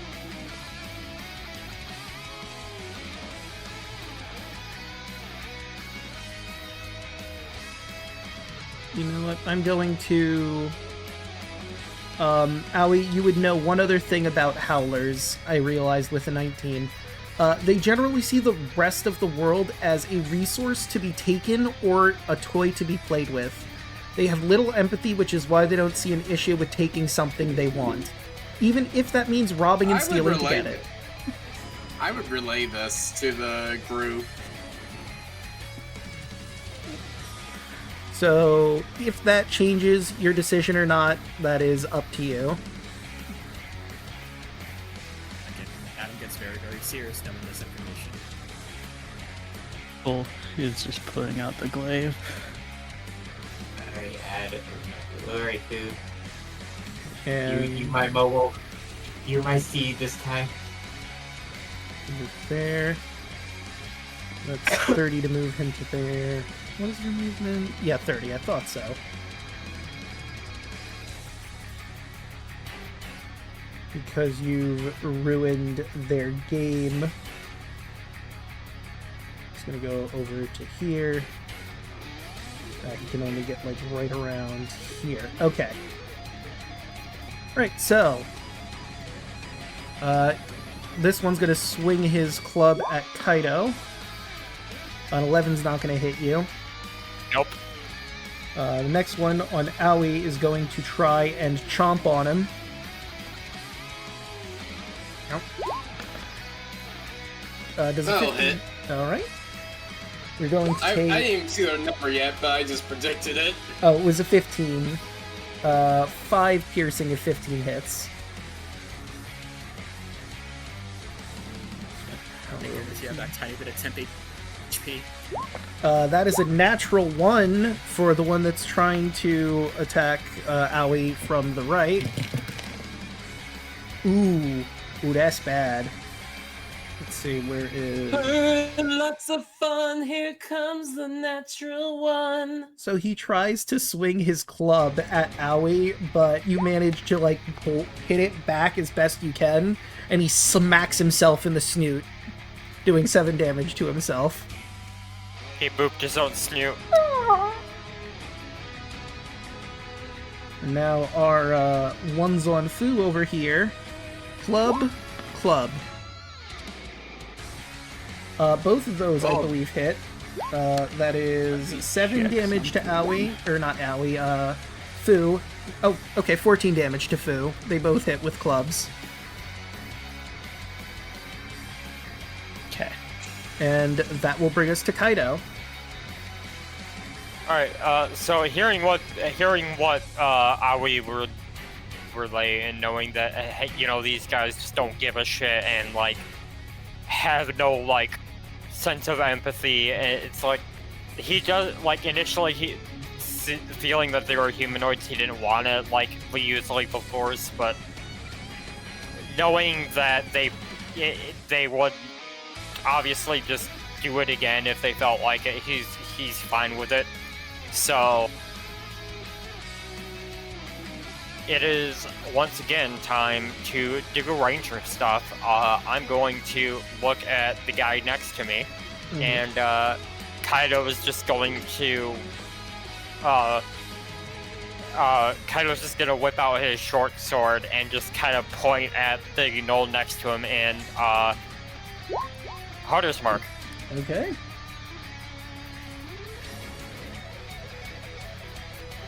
Let's see. And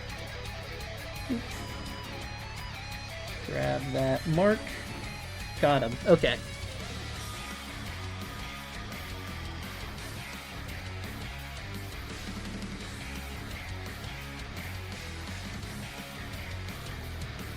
then I'm swinging with the short sword.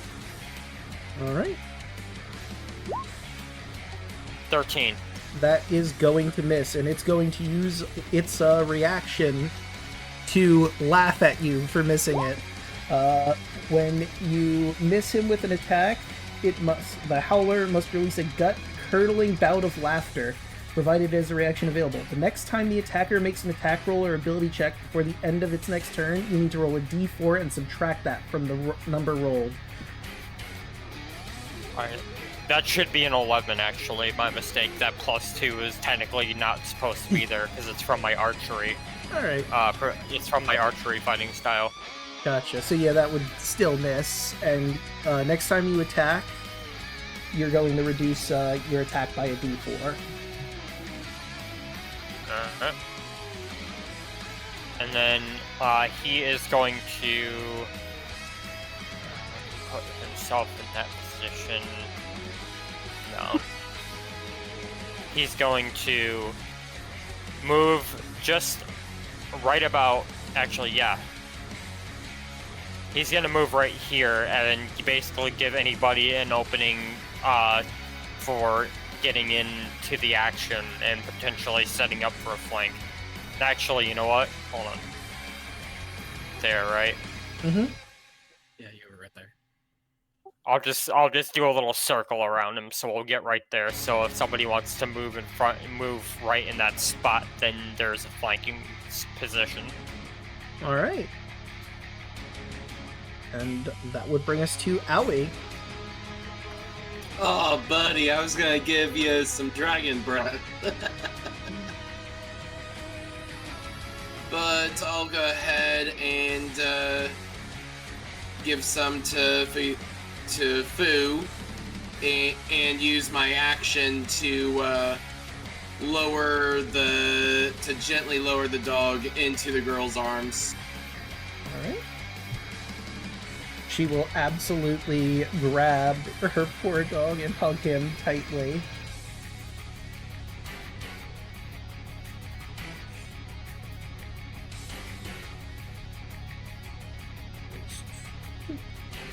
Heck with it. I'll have twin spelled it so that I can make my eyes do the glowy bits. So who are you giving the other dragon's breath to? I mean, it's touch, so myself. Since it's a touch spell, wouldn't you have to... Adam's the closest. Who is over here? Oh, okay. And then yes. What element do we have, buddy? Lightning. All right. And is that it for your turn? That is it for my turn. Right, and that will bring us to Adam. Okay. As a bonus action, everyone just see Adam. His body just shines brighter and brighter and brighter.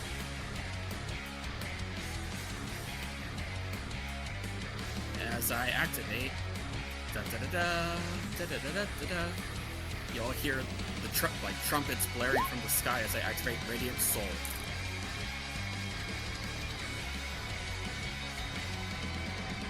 All the eye tattoos on Adam just glow with brilliant light. His hair does a sort of Super Saiyan thing where it just starts glowing with a brilliant light. The halo over his head actually lowers above his eyes like a visor. And he just has some spectral wings coming up from his back. As I use my action to use Radiant Soul is an action, by the way. It's a bonus action for the... Yeah, the breath weapon is a bonus. Yeah. I thought okay, never mind.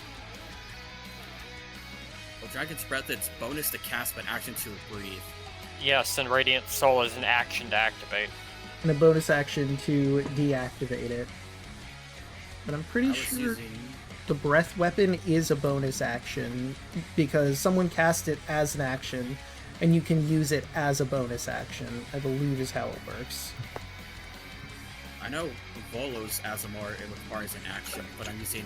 Dragon Breath is a bonus action to cast. Until this spell ends, the creature can use an action to exhale energy of the chosen type. Oh, okay. And Radiant Soul specifically says, starting at 3rd level, you can use your action to unleash the divine energy within yourself, and you can end it as a bonus action. So it's an action to activate and a bonus action to end. If anything, he's just stacking. He's just adding some more for the next. He's building up the Kamehameha. Mm.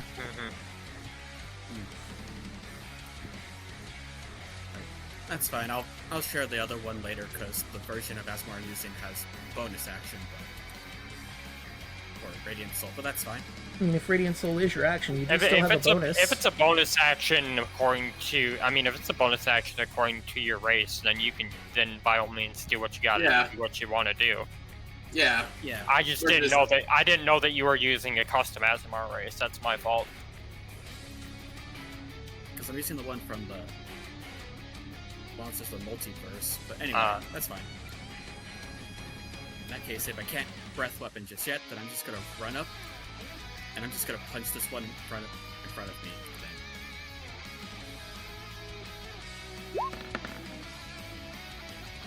Will a 16 hit? That'll hit. Alright, it takes 7 damage.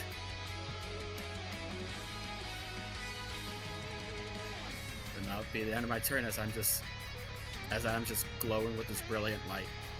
Right, that'll bring us to Harold. His fist glows with an awesome power. Mm-hmm. Of course it is. I'm seeing right here where it says Celestial Revelation. When you reach 3rd level, choose one of the Revelation options below. Thereafter, you can use a bonus action to unleash the celestial energy within yourself, getting the benefits of that revelation. Yeah, I'm using that one. That has it. Okay. So, could do... No worries. Okay. Harold's gonna take a step back. You want to expend a slot, or, you know what, he will. He will expend one of his sorcery points to twin cast Jolt. He's gonna attack the 2 that are directly in front of Fu. 2. And both of those hit. So, Fu, you watch as 2, I'm gonna say, reddish bolts of lightning shoot over your right shoulder and strike the 2 howlers in front of you. 2. And you look back and see Harold's finger smoking, pointing at them. Oops. What just got deleted? That's What, did you just weird. use like high? 9. There we go. I don't know what happened there. You deleted them. Alright, so... The spell bonus is 2, but I'm sure you can figure that out later. You rolled a 1d8 for the first one, and it was a 2. No, I mean for the his 2 hit. It just adds prof, it doesn't add his... His hit bonus. Yeah. It's +2. Yep. Is that accurate? Because I'm highlighting over, it's like 20 plus 2. So unless he has no casting stat, it's just proficiency. Well, no, it's Jolt, and... Actually, wait, yeah, no, it shouldn't be just 2. Is this another god situation? Should be 7. Why did it become a 2? For hit. Maybe it's a custom you have to add it in. Where is it? Spellcasting ability, charisma. It might just be in the spell itself. Yeah, let me see if I hit the... I'm gonna hit the Jolt spell again just to... Okay, yes, that fixed it. Now it's +7. There it goes. So yeah, I just didn't set the spellcasting ability by mistake. Okay. Alright, and I don't think he has any bonus actions he could take. I mean, he could spend another sorcery point to quicken spell, but I don't think that's worth it at this time. So yeah, he's just gonna end his turn and bring us to Fu. I assume I can't take creatures with me when I teleport. Does it say in there or no? Oh. Sleep on you magically teleport up to 30 feet. The straight number of times equals to sleep bonus regain all extended use. Doesn't really say anything about that. It just says you magically teleport. Yeah, I'm gonna say, like, because with Dimension Door, it specifically allows you to take someone else. So I'd say this would just be you. Okay. Fair enough. Then... Go for it. No, it's fine. I'll attack this guy. Alright.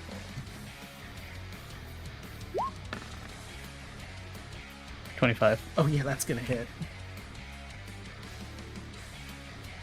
Don't use... For 11. Right? He's looking real rough after that hit. I'm gonna do a little bit of Dragon Surge Okay. to do it again.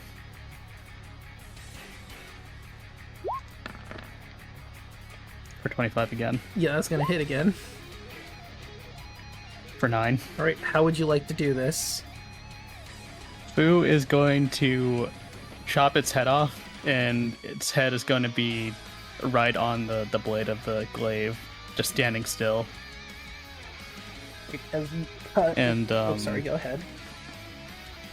And as he dies, soul energy starts to go into Fu, and that's his ability activates. Cold and Death. When I reduce a hostile creature to 0 hit points or score a critical hit, I take a portion of their life force. And a layer of ice is coated on my skin. For the next attack that attacks me, for 1 minute, it reduced to equal to the amount of my sword's same level. So that's a reduction of 3 to the next attack? Yep. Alright. I was gonna say, as you swing your glaive and chop off this howler's head, it was going to shoot out blood, but just the power of your strike and your weapon freezes the blood over before it can shoot out, and the body falls to the ground and shatters the frozen blood. And he is just going to circle around to where that body was, right here, so I can flank with Adam. Alright. And that will bring us to Ivan. Damn. And so Ivan's going to hit this guy with a pseudopod attack. Alright. Bam. 19. Not in for me yet. He said, oh, there it goes. And yes, that hits. I'd imagine his arm just forms like a mini bazooka. Or 7. Right. As they, No, it's the Samus's little gun arm. It's basically like you watch from behind Fu. Oh, it looks like water flowing from his back as it stops in midair and does like a beeline towards him and smashes him in the face. And then for the bonus action, I'm going to spend 3 of my whip points to use my whip. As a bonus action, I can spend 3 whip points to ignite a 10-foot long candle whip that has been soaked in the stomach of a frog dragon. The flame burns at intensity heat that warps the air around them, shining bright light with 15 feet radius and dim light with an additional 15. The wick burns for 1 minute, and during you can use it as a melee weapon that you can consider proficient with. It deals 3d4 fire damage on a hit. Adding your ability modifier to the damage as a normal roll, as it has the finesse, light, and reach property. All right. So Ivan can whip, but can he nay-nay? No, I was just thinking that. It Unclear. wouldn't be. And what about the stanky leg? So, That's the most important part. so question: would this account for the attack as well? Or no? You spend the points. You bring it out. With burns, you can use a melee weapon. I think it's just your bonus action to summon it, and then your action to actually use it. Okay, gotcha. Right, so Okay, so what they see is they see the one water tentacle come from the back of Fu, and then from the other one goes to water and then into fire. Because right now that's a 20-foot reach with that one. and that'd be it for your turn, correct? Yes. All right, the Howlers, seeing that one of their friends just died in epic fashion, look to each other, look to the rest of you, and disengage. And they're gonna get the fuck out of here. 50, 60. Oh, yeah, that doesn't. Fuck. One of them knocks the poor girl and her dog over as they run. They can get away that quickly? They're using their... Oh, wait, no, you're right. It would be... Yeah. Where do you think you're going? Yeah, you think we're done? 30. Zoop. And he was, like, right here. So... Yeah. 30.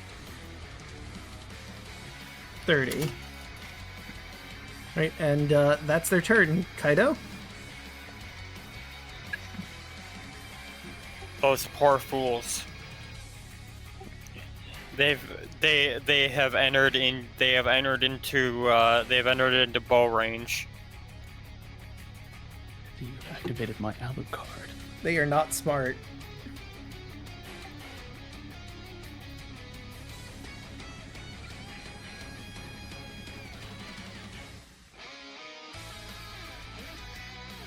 Sure, we'll go for the Wombo combo. Because this isn't concentration. Hungering Blade. Ravenous negative energy for duration. Hit a creature with an attack. It's an empowered weapon or unarmed strike for the 7 turns. Hard to take psychotic damage with your spell. Yeah. I think the Wombo combo. That So ain't now I Falco. have both. So now I have both Hungering Blade and Hunter's Mark active. Goddamn. Why do you think I wanted that pop? Yeah.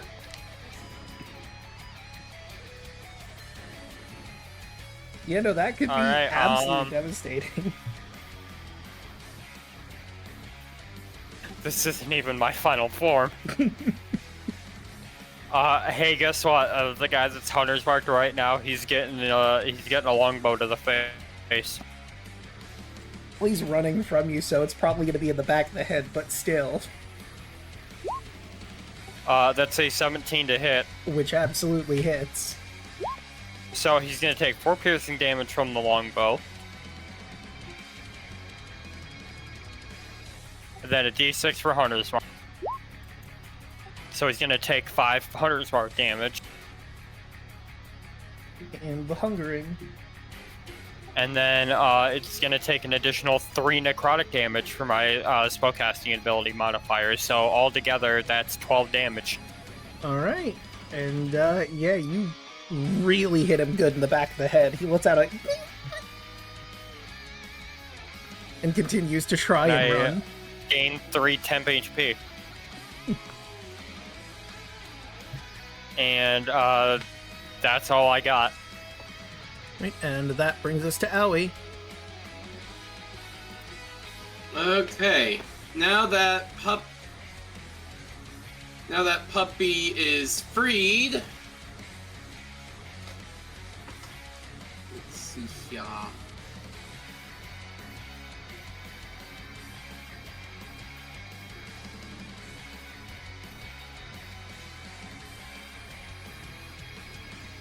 I'll hit one of them with a parting shot.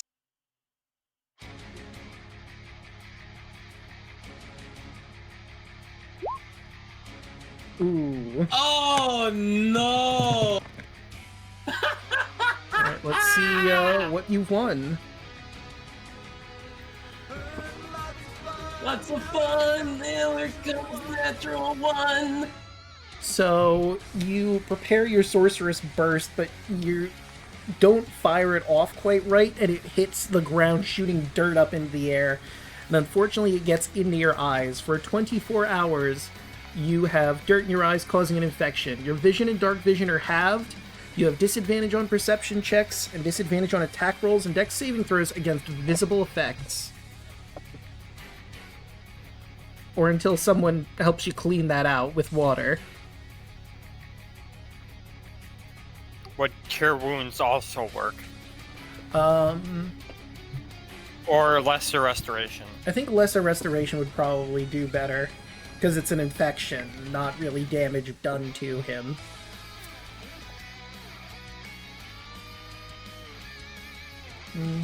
We'll do that. Or no, that's alert. Let's do this. You're not technically blind, but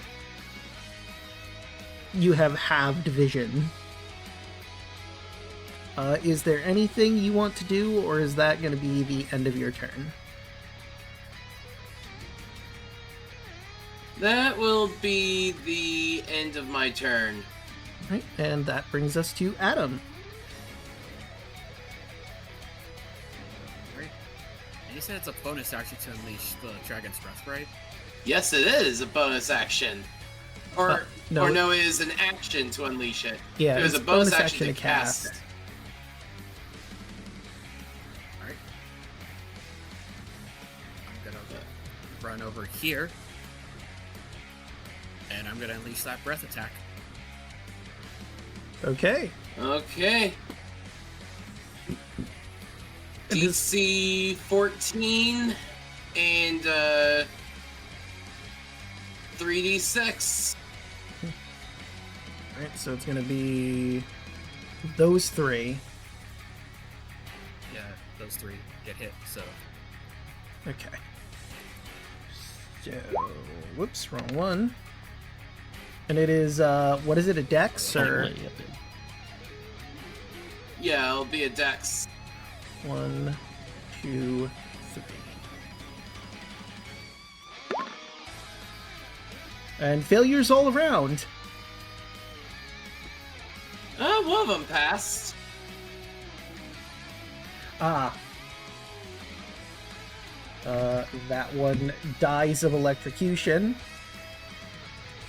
Just spasms as the lightning shoots through it. And that would be 6 damage to that guy over there. They are looking real rough. The one you hit that's closest to you. Alright, bonus action, one punch him. One punch, 22. man. Do. Yeah, that hits. 7 damage.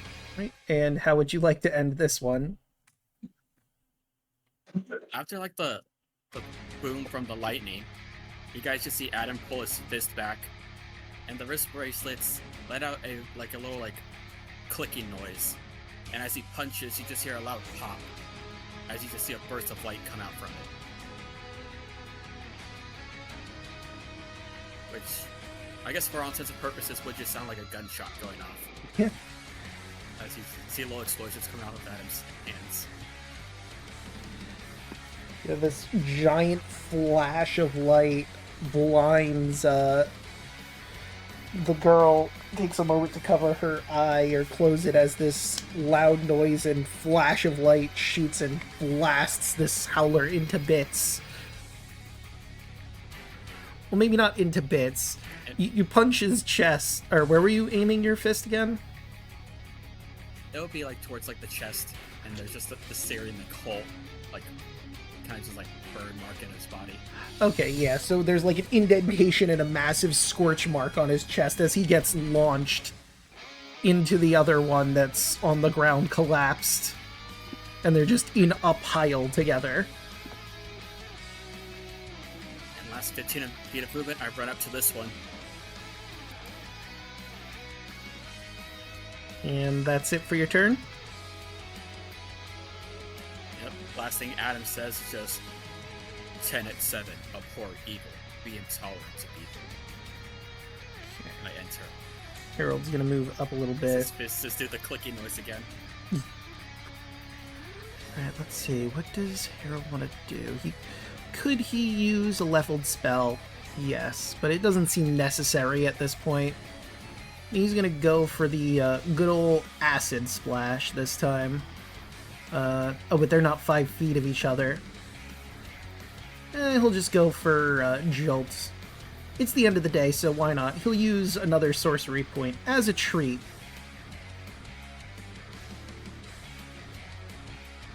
And 2 jolts. Oh yeah, both of those hit. So that's 7 and 3.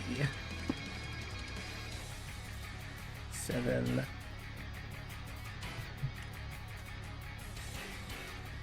We have him on the ropes! We've got this. And he's just gonna blow the smoke off his finger as Fu's next. Ivan. Provide cover fire.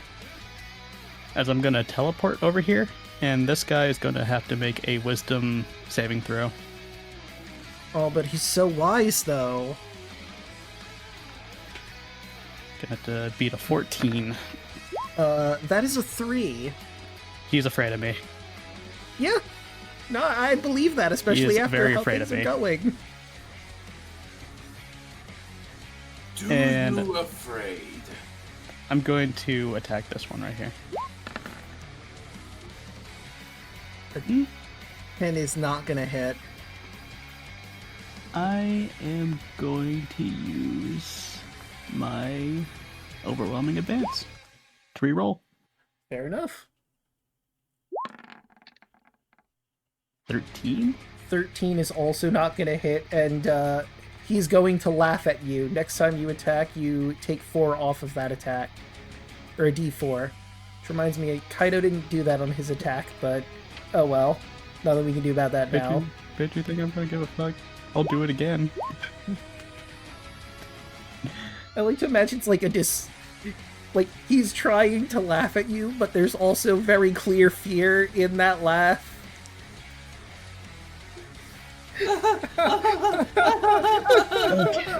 I'm going to spend 3 to use Dragon Surge because that's what it costs now. Okay. So it would have just taken away the extra 2, so it just would have been a 15. Okay. Which would still have hit. Shit. Which I think still might have hit. Yeah. And, Never mind. yeah, that's just not gonna hit. So, yeah, he's laughing at your, attempts to hit him as he, like, ducks and dodges and blocks with the club as best he can, fighting for his life over here. Ivan.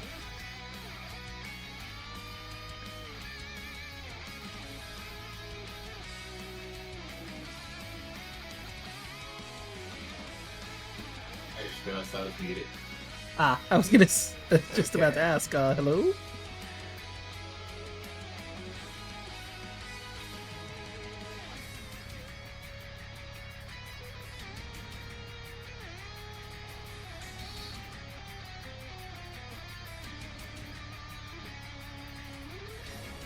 Alright. Ivan is going to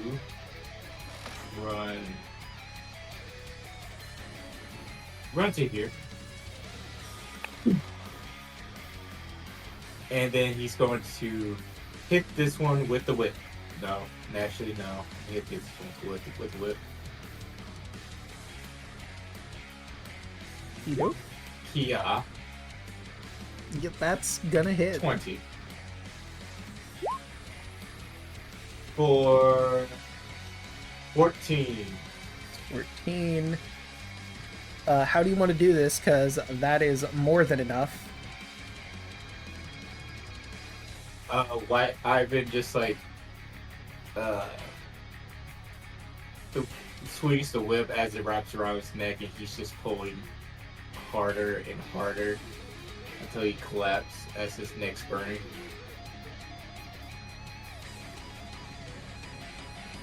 you smell the horrible stench of burning hyena hair. But he is absolutely dead as you choke him out and incinerate his throat. And then I'm going to spend my last wit point to use Maker's Mark. When you make an attack with a one-handed weapon as part of the attack action on your turn, you can spend 1 wit point to make an unarmed strike as part of the same action using a signet ring. This attack deals bludgeoning damage to equal to 1d4 plus your dex mod plus an extra 1d6 fire damage. This attack can benefit from your sneak attack provided you have already dealt your sneak attack damage this turn. You can use this enchantment once per turn. And I am going to target the other one. Alright. Roll that hit. Wham! 21. That's gonna hit.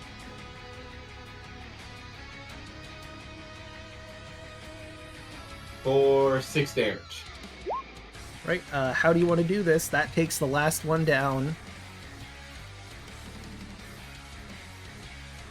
And as he's repeatedly choking this one with the whip, he turns his head all the way around like an owl, and then you just see the other arm just burst out really fast, and he catches on fire and punches him in the face.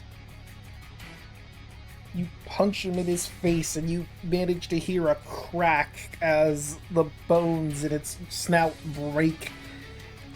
And with a burning mark from your signet ring left on him, he collapses to the ground, dead.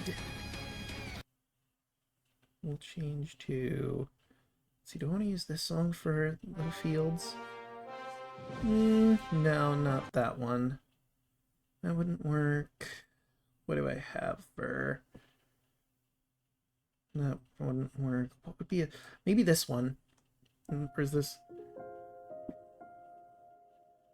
This one has kind of sad tones, but you managed to savor. This is kind of calm. I think this works for this particular area. Plus, it's already like nighttime. It sounds like nighttime music. Yeah. This Dara girl is holding her dog really tight. Is it over? Yes. Okay. Are you alright?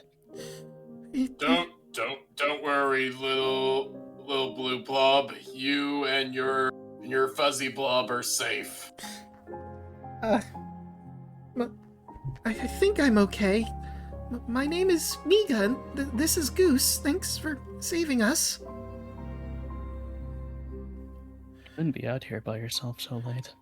Well, you see, She puffs out her chest, stands up tall, and says, I'm an adventurer. I'm roaming the lands and writing a story down in my book that I have. Hold on. She digs in her bag and pulls out this book. Unfortunately, I got a little waylaid when I was about to set up camp as those howlers attacked me. But I should thank you. But if you wouldn't mind joining me to make camp, I can make a meal. If you just want to stay for a night, I don't exactly feel safe at the moment, alone. No, you're fine. Strength in numbers and all that. That said, you think there might be potion ingredients in these howlers?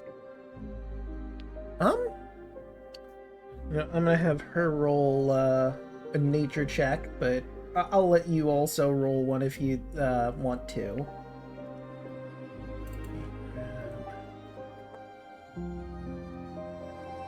That would be, yeah, it would definitely be nature or arcana of your choice. Oh, in that case, arcana, and I'll add a 2 to that, so that's a 13. Okay, so 13.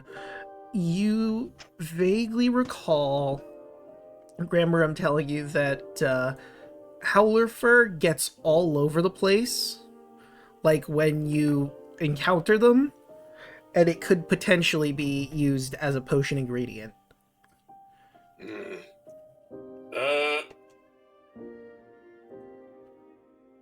Howler Fur works as potion ingredients, supposedly. Fuck it, I can have Kaido roll if you want me to. Yeah. Nope, news to him. Yeah, no, this is the first you're hearing of that. Did that just... Okay, there we go. Only thing is I don't know how Ivan would know this information. Because, like, he spends his time mostly by the coasts until recently.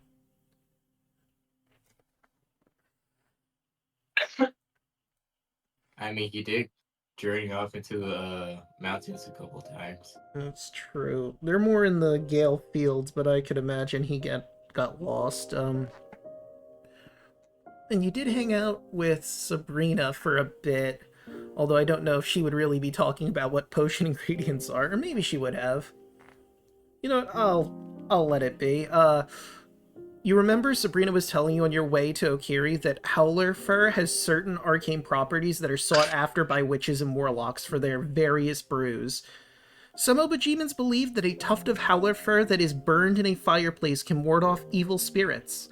Howler Fur can be found snagged on bramble thickets, along game trails, and near Howler camps within and around the forests and caves where they dwell.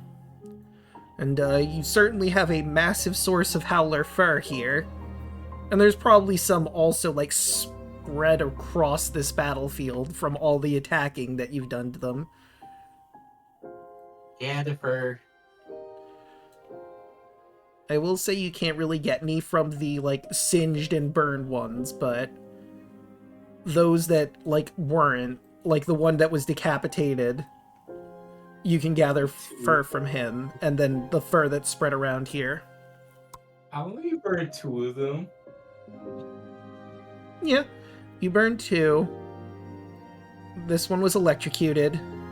This guy over here just got decapitated, so you would be able to collect fur from him without too much of an issue.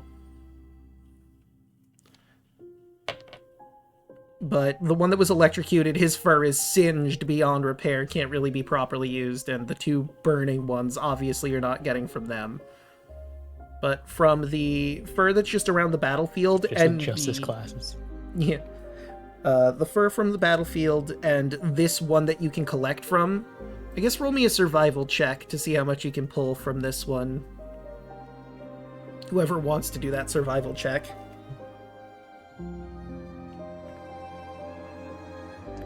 Who has good survival? I have a +5, I'll do it. 16. 0. Alright, with a 16, you get at least, we'll say, just around the battlefield, there's 10, and from the Howler itself, you get an additional 15 for 25 tufts of Howler fur.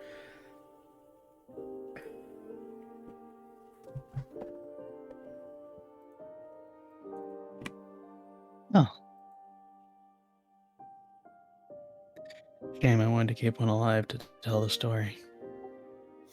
Kaido would look over to the Dharma girl and say, appreciate the offer of making camp, though we were just on our way to Okiri village to rest for the night. I suppose we can go either way. We would be fools to leave you by yourself. I'd feel better if we watched out for her, at least for tonight. It wouldn't harm us. You know what? I'm gonna say with that survival of 16, kind of while you're collecting fur, I just realized you would also notice there are some wind bloom flowers around here if you wanted to collect some of those. Yes, he would. Alright, we'll say you have 4 wind bloom flowers. They smell very sweet.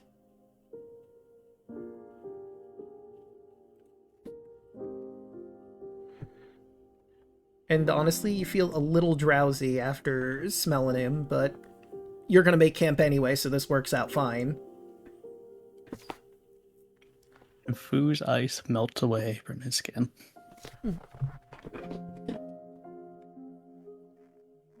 And Ivan puts out his whip. The trumpets fade, and the extra lights on Adam go out. And Miga runs up to you and starts setting up camp. Goose helps her collect some firewood for the campfire. And she brings out some cooking utensils to help make dinner. I'll help her too. So do you guys have like a name for your group, or...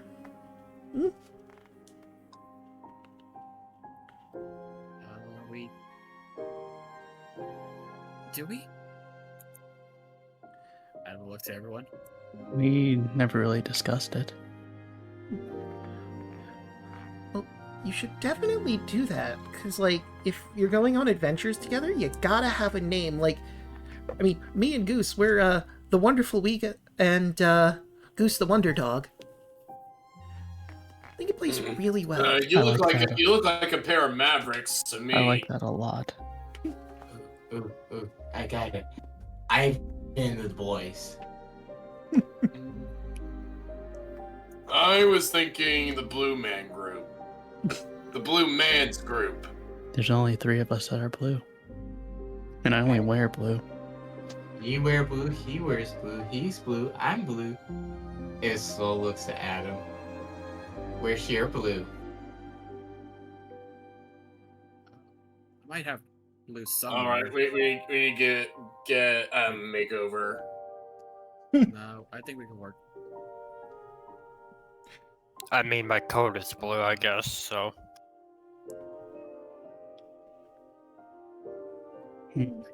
I remember we talked about one before, but I can't remember the name. Yeah, I can't remember the name. Oh no! Obo something. It was Obo something. It was Yeah, some kind of pun. It was something really stupid. Oh my god. We were laughing for hours. Cryptic, do you remember? I think you were in the call, like you came up with a silly word for it. My mind is like a sieve. Oh no! It was Obo something.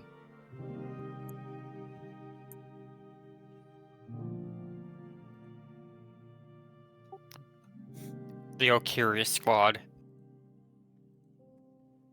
No. It was. Oh my god! It was something. It was It's something gonna kind bother of like me. that. Yeah. It's gonna bother me. Obojima. Okiri Tokusenta. It was something like that, where it's like it was some kind of like pun. No, it was a pun because we were talking about the summoned vehicle thing. Gosh. Oh, if it was a summoned vehicle, maybe it was something rider? No, it wasn't that.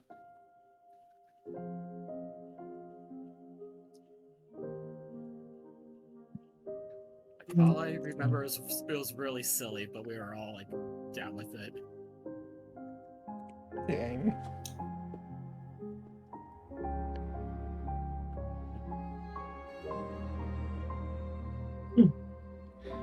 It's gonna buggy me.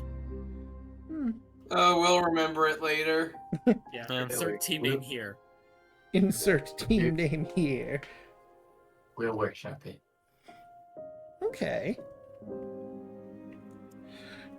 I mean, that's fair. You gotta make sure you get the right name. So you're just a traveling adventurer?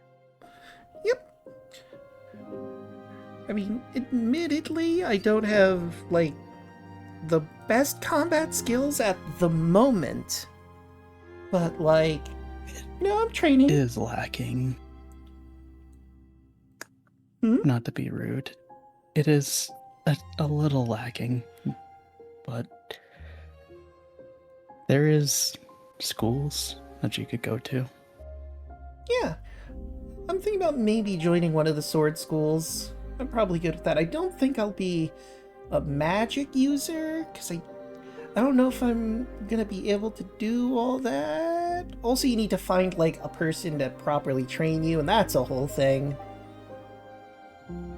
I don't know any witches. Well, I mean, I know they're around, but I don't personally know any witches. They're looking for someone to be an apprentice. Ivan glares at her when she says witches. What? Not a fan of witches? No. She shrugs. Like I said, I'm probably not going to be one. Above game somewhere in an alternate universe, Dan sneezes. The heck was that about? We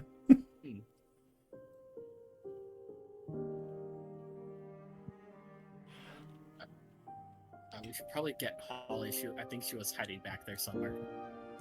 Yeah, no, she would have joined the group. I don't have a proper token for her at this time, unfortunately. But Holly can get off from behind those bushes. It's all safe now. No. I would just like stop this. Oh, Holly. He stops, turns it, and just Holly, you can come out now. are you sure? Yes. Okay. And she'll walk out of the bushes and sit down with everybody. So, how's Watch gonna be going around? I could take first watch. Alright. I don't want to take a watch this time. Owie didn't take one last time, so he can take my watch. Alright, fair enough. I'll take a watch as well. I'll take third watch, I suppose. Alright. Because I think that's what I did last time, and it'd be like really like into like the late night, early morning. Me having dark vision. And Miga would be willing to do a watch with whoever, along with Goose, who can patrol the camp. I like the dog. Yeah, I like the dog too. Talk to me, Goose. And I'm gonna show you the token. He's wise beyond goodness. his years. There's not a thought behind those eyes. Nope. Oh, I forgot to mention that the art of Miga was done by Yelling. Oh, that's pretty cool. Yeah, I recognize the art style. I'll just quickly put her up again. Boop. Okay, so who is on first? While y'all get ready to rest. Fu, roll that Mika? perception. Yes? Would you like to take a watch with me? Sure. And Goose will do a patrol of the camp while we look around. I'll watch your back.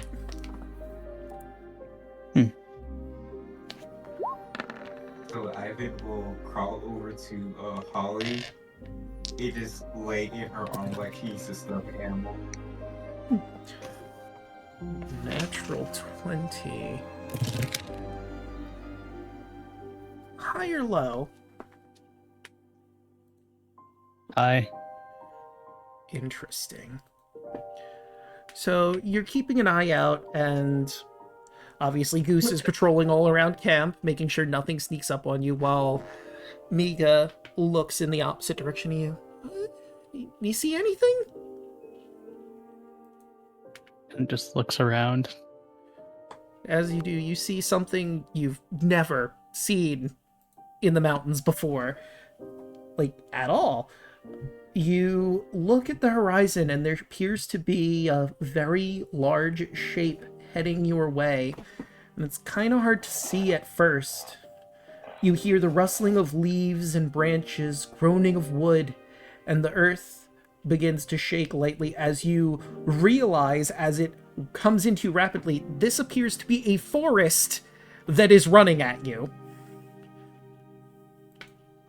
Trees moving directly toward you at an incredible pace. He's going to grab Mika and Goose and get out the way. Try as you might, this is a massive shape. As you run, it overtakes your entire party, and you are within the woods now.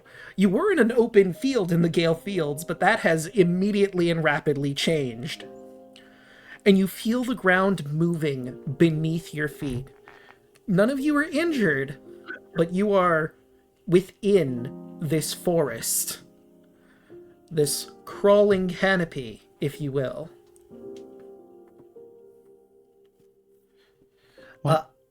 I would imagine everyone wakes up upon the forest literally overtaking all of you with all the creaking and groaning that happens. I don't think there's much sleeping through that. What in the spirits? Kaido is just this? wakes up and he's just like haphazardly like inside a bush. Yeah. Just suddenly bush. What the hell is this? What? We slept in a... We were in the fields, right? A forest came towards us and now we're in it. I don't understand. What happened? We're in forest. Okay, he sticks to Holly and go back to sleep. Carry me. Anyone who wants to can roll an Arcana check, and I think Harold is going to see if he can figure out where you are. Okay. If anyone else wants to, they Maybe can I've roll. heard about something like this. Alright, soft 20. Alright. Kaido and Harold come to the realization that, as I previously mentioned, you are within the crawling canopy. It is a massive moving forest that travels throughout the Gale Fields. The downside for you being here, well, there's a few. It is very, very difficult to get out of this forest, because it is constantly in motion. Even if you do get out, you don't know exactly where in the Gale Fields you'll be at that time. So you have basically been abducted by this forest until you can find a way through it.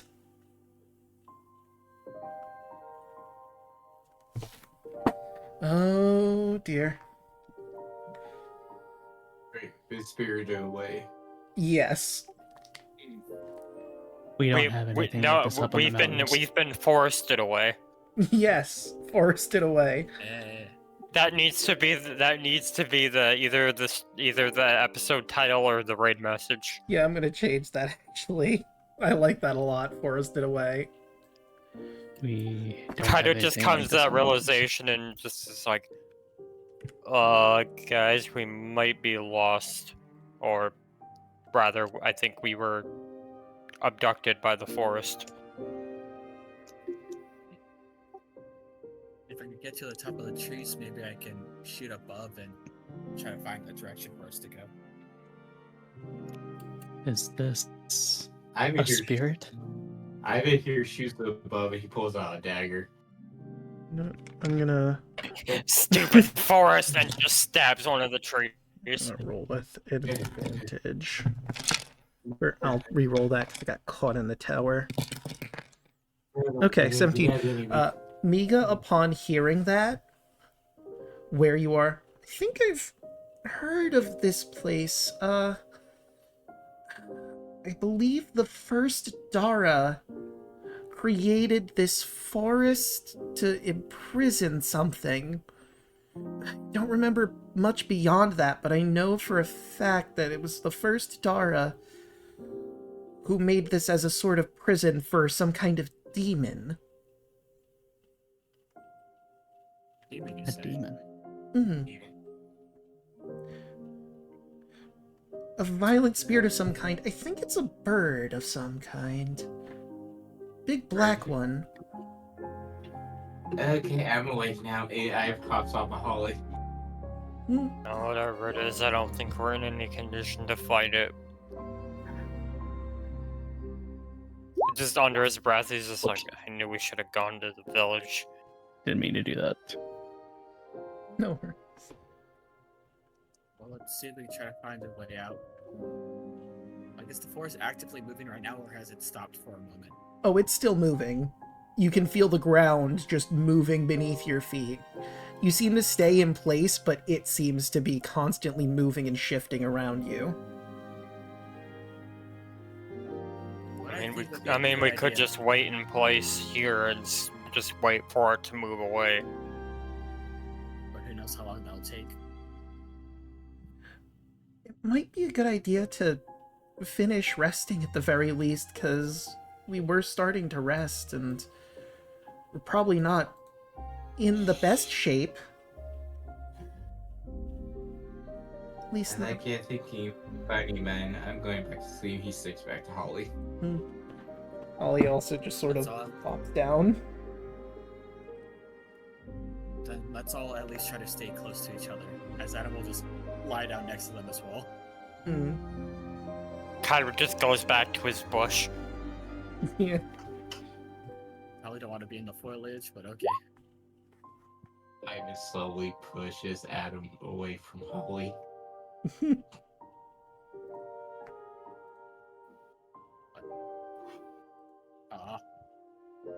No fun.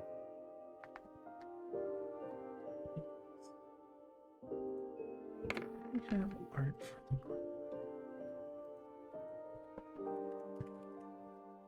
My sister.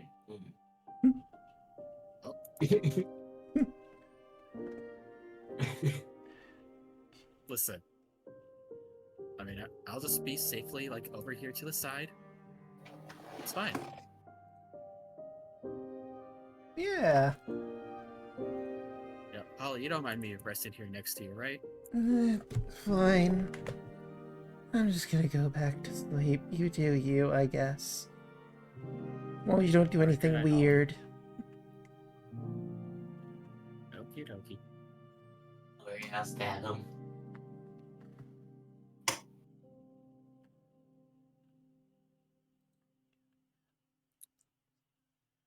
Right. So whose watch is next?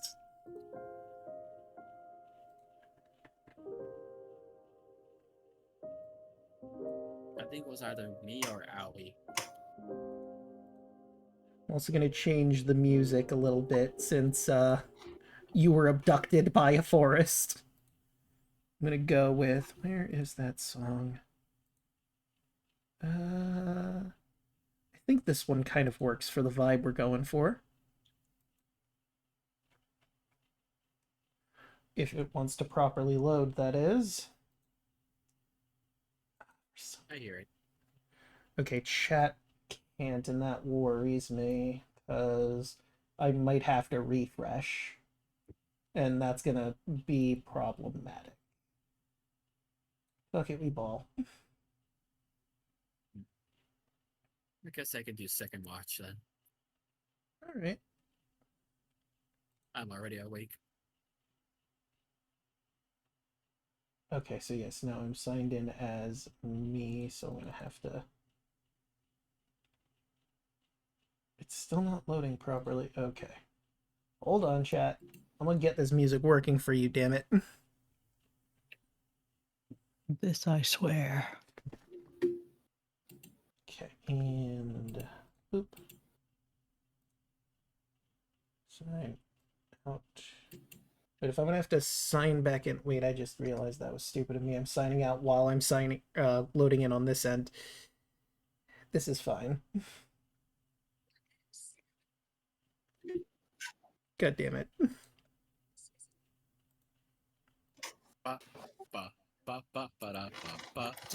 This is very Zelda-esque. Yeah. This feels like a Zelda dungeon that we stumbled into.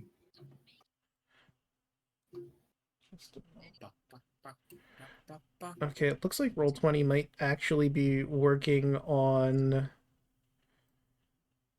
Google Chrome, so here's what I'm gonna do real quick while I'm trying to fix this. Boop.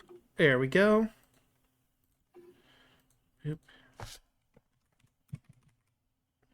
2. Okay. Now we'll do you and you and you. Now let me come back on. Draco, this is a Zelda dungeon. What item are we gonna find? I mean, you Something completely useless. I was gonna say you already have the hook shot technically. Oh my god, and the enemy they talked about is a boots. Yeah. bird. We used the hook shot to kill the bird, guys. Yeah.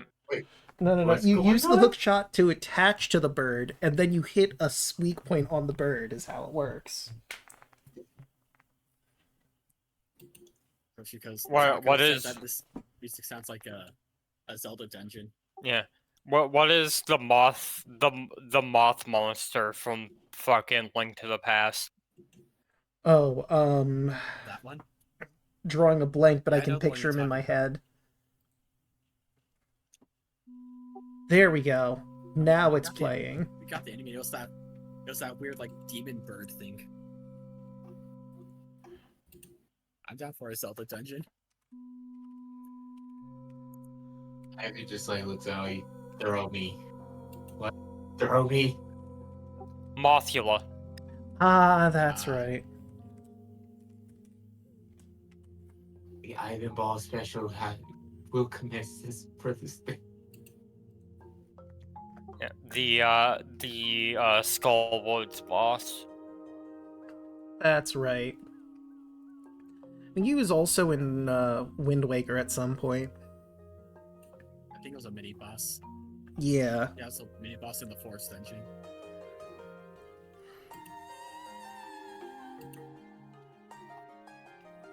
So let me know when I'm ready to roll perception and I'll do my watch, Draco. Roll your perception check.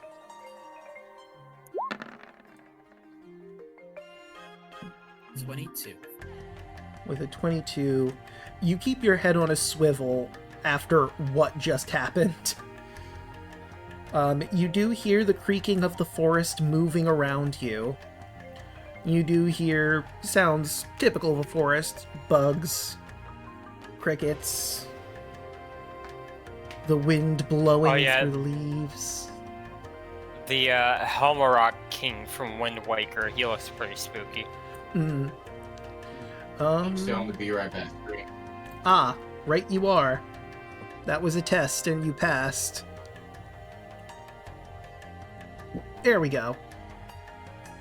And let me fix. I both love and hate using two monitors because I'm constantly losing track of the mouse. There we go. Let's see, with that 22, you think you see like one of the trees open an eye? But when you look again, it's closed. Do with that what you will. Just gonna be looking at that tree as it just like goes by.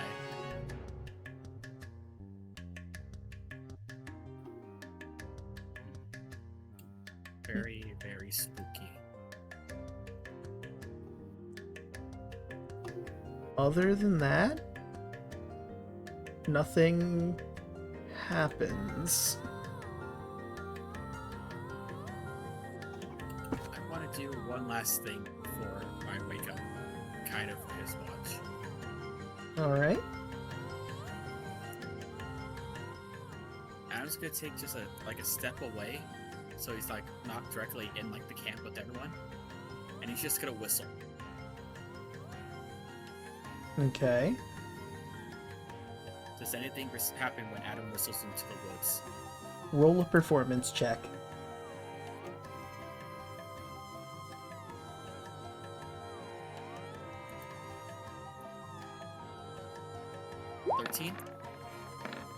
Alright. Let me grab... Okay. So, with a 13, you move away from the camp and you notice some shapes moving on the ground nearby. They begin to dance, in fact. These little, small, shrubby things. And I have a handout for them.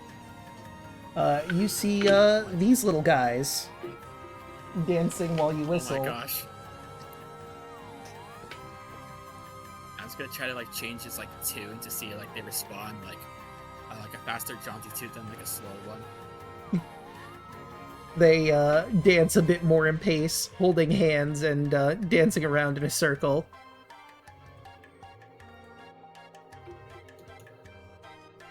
They're like the little sprite things from Chol.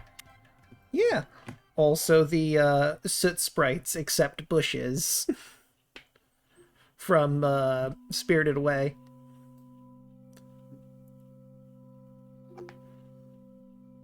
You are curious little guys. Can you understand me? One of them looks at the others, then you, and nods. Okay, cool. Me and my friends were just over there. We were camping out in the field when this forest came by. You know, we're just trying to get through. And we're not trying to cause any trouble. Just letting you know that. One of them runs off for a second, and you hear some shuffling in one of the bushes. I'm gonna look up something here. Ingredients. Let's see, where are you? Guess it would be here.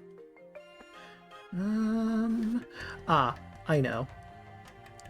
He comes back with what appears to be some kind of berry. And he holds it up to you as if he wants to give it to you. I'll take it. It's a sort of bluish berry that's kind of fuzzy looking. It has like a cherry sort of stem on it.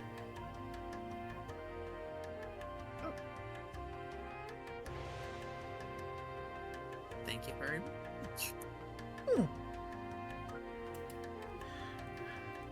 And put in your inventory strange berry. Right. Well, thank you very kindly.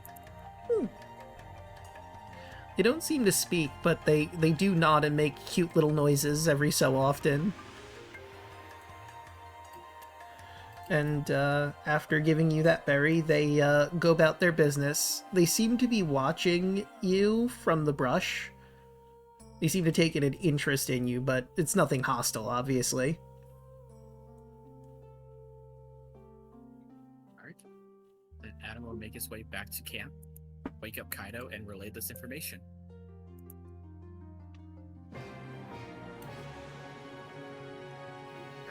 Kaido will get up, stretch a little bit, and just kind of head back, kind of like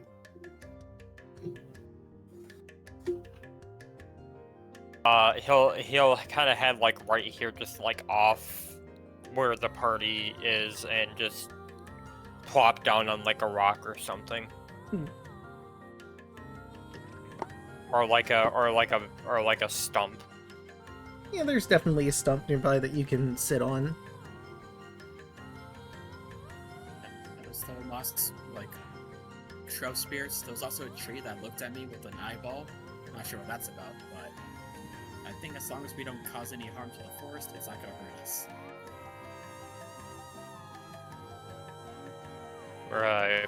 And kind of will plop down and just start watching.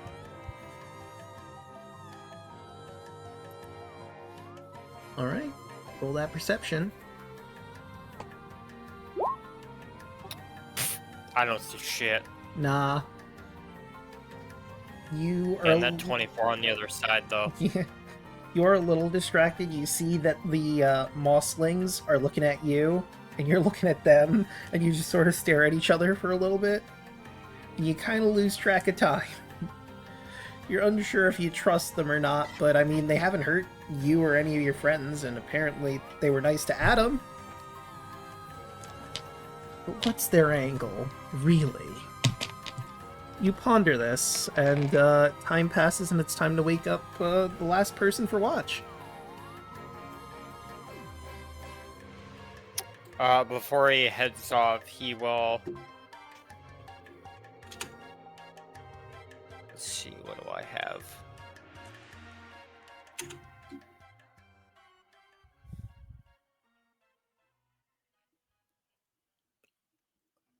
he will kind of see the little shrublings, and he will take the as like an offering to them. He will let's see,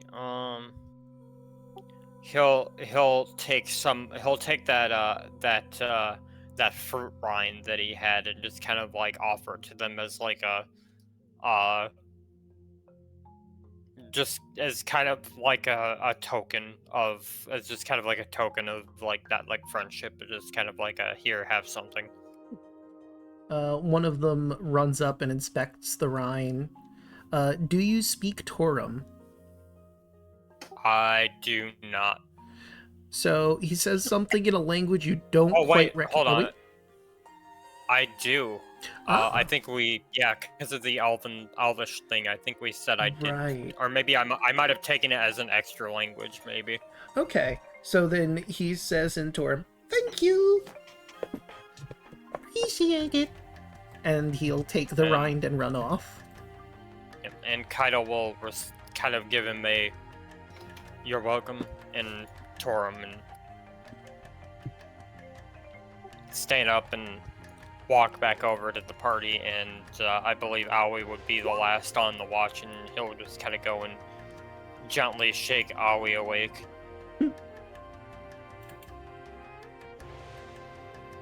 Oh boy, here I come, not Percepting again. Nat one. Natural 20 on the other side, though. Aww. Kaido would say, so there's some little shrubling fellows over there. Don't seem to be harming anybody. They seem pretty neutral. Also, apparently, according to Adam, one of the trees had an eye.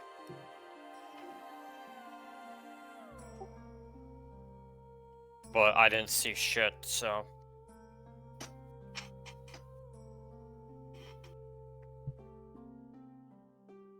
He'll just walk back over and plop down. He'll pull his sack out of the bush and just plop down in like an empty grass patch.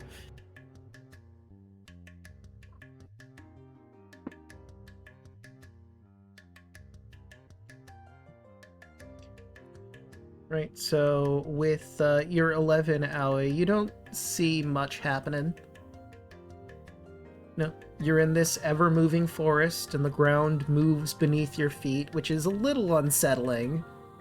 You focus on that, but occasionally you distract yourself by watching the mosslings watching you. One of them waves.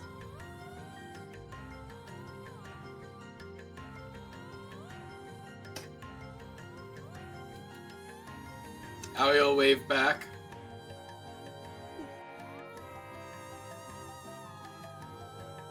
And your watch ends. And it's a new day here in this ever-moving forest. Everyone wakes up, rubs the sleep out of their eyes. The trunks and treetops of the forests that now surround you gently sway in all directions, their bulbous roots curling above the ground like corkscrews drilling into the soil.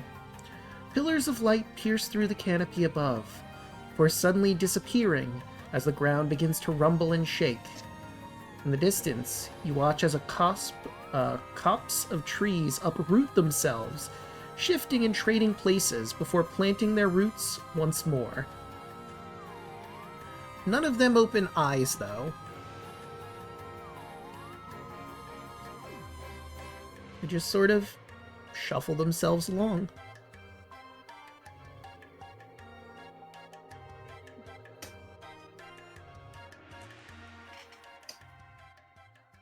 Morning, everybody.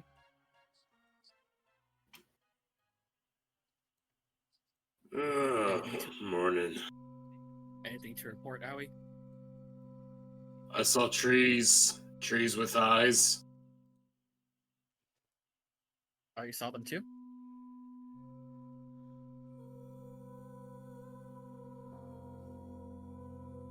Yeah.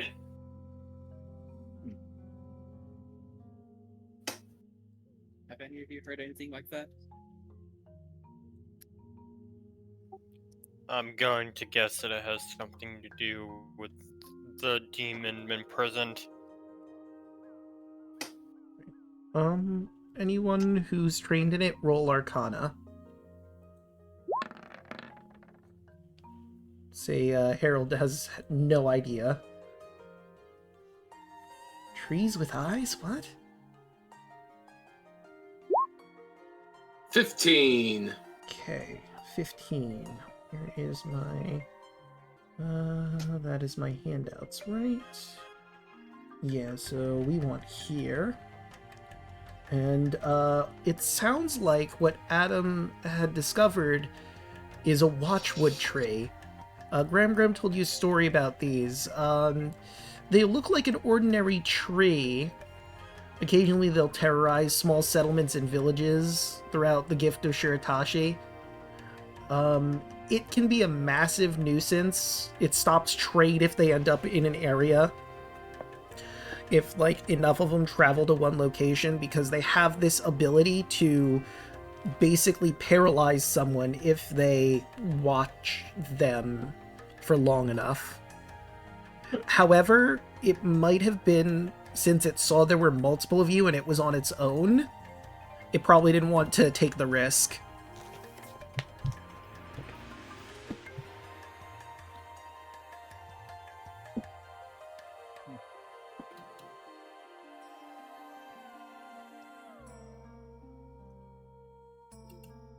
That's a little unnerving.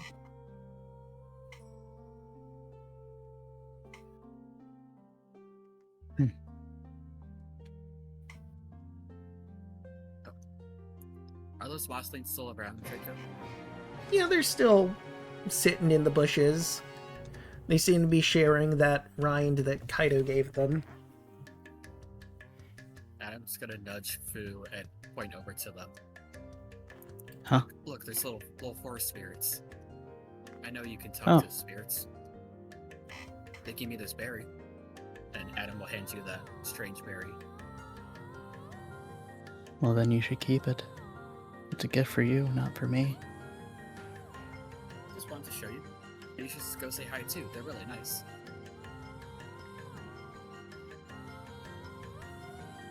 Who will wave to them? They'll wave back. One of them says in Torum, "Greetings!" You will say greetings back in Torum. What are you all doing here? Oh, we live here. It's been a while since people have come into the forest, so just watching if you don't mind. Seeing if anything interesting happens while you're around. Believe it or not, it wasn't really willingly that we came into this forest, but it's nice to see friendly faces. They nod to each other. Yeah, that happens.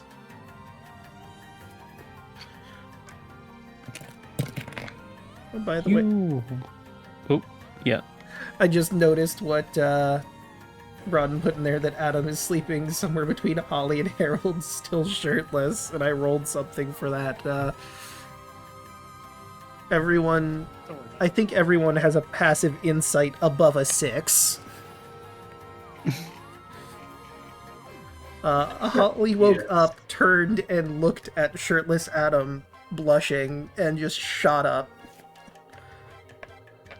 Megan is staring directly at her, still sticking to her.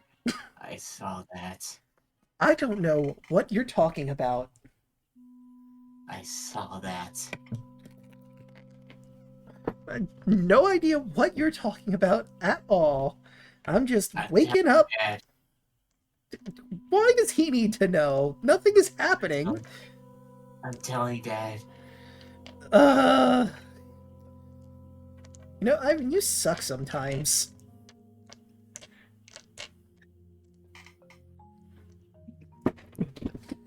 Anyway. There's some mouths in there. Anyway. Outs. Would you happen to know of any dangers that we need to look out for? They begin to talk amongst themselves. Well, there's all sorts of creatures here, some stronger than others. You're bound to run into some Kafka every so often. Bird-like creatures. They generally, like, keep to themselves for the most part, unless you mess with them or they're feeling particularly pranky that day. Pranksters. Like, if you leave them alone and don't get into their territory, they probably won't mess with you, but if you do, they can be cruel and unrelenting. Right. Also, there are certain plants around here that can be dangerous, like the lion bloom. It's a flower that's like on a few flowers that are on vines, but they have sharp teeth and thorns. They can be pretty dangerous. I think there are a couple pixies floating around here, right? I think so, yeah. Occasionally pixies. What else? The watchwoods. They can be annoying in numbers. Oh, there's... Almost forgot. Super, super important. There's this big, scary bird. Big, scary black bird called Malgarotha. Powerful demon. If you encounter it, run. Don't try to fight it. Run. You will not survive. Super dangerous. I see. And this is a demon. Yes. There are smaller versions of it roaming around. Malgrotha has children. They're less dangerous than their mom, but still very dangerous. That's very, very helpful. They don't particularly like Dara, and it looks like you're traveling around with one. It just looks over at her. Mika looks at you confused, being unable to speak Torum. I'll figure something out with that. Okay, good. They're not able to tell through scent or anything, are they? They discuss with each other for a little bit. Not scent, but they have really good eyes. So, I can work with that. if they see you, they're gonna see you.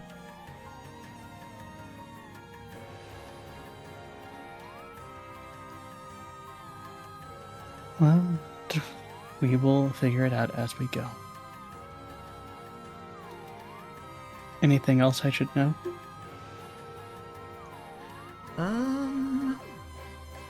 There are other things that come through here from time to time. You know, other people that get absorbed by the forest as it runs through. Some friendly, some not. Howlers occasionally come through here, and slimes. Oh, I can deal with those. But I think that's most of the things you might have to deal with. Some bugs can be Well, pretty thank you. bad. Well, thank you very much. This has been very helpful. As he just takes apart one of his rations and just puts it down right in front of them. They'll take it and they'll dig around for a little bit, and they give you what appears to be a sort of bulbous carrot that they seem to have found somewhere. Takes a few blinks and then he just looks at it. What is this? Those occasionally grow around here. I think it's called an apper carrot. Oh, thank you. You didn't have to do that. Seemed fair. Little bit of trade. Also a gift of our friendship. You remind me of the snowball spirits. Never been up in the mountains. We mostly just, stay around here. Hard to get out of here anyway, but honestly, this is home. Well, I will do well to respect it. Appreciate it. He just gets up and walks over to the crew. I'm gonna... High or low? Low. Okay. Noted. Well, I've gotten quite a bit of information from our little spirit friends. First things first, he just takes off his straw cloak and puts it on, what's her name? Miga. Miga. You need to hide your appearance. Why? Because the demon doesn't like what you are. Well, that's rude. Or its children. He doesn't like children. It doesn't like, well, its children doesn't like what she is. Racist He did say in Me. the he demons. did say in the legend that Dara imprisoned it, so I mean, I guess that does make sense. He just pulls the hood up. Noted. So just stay hidden.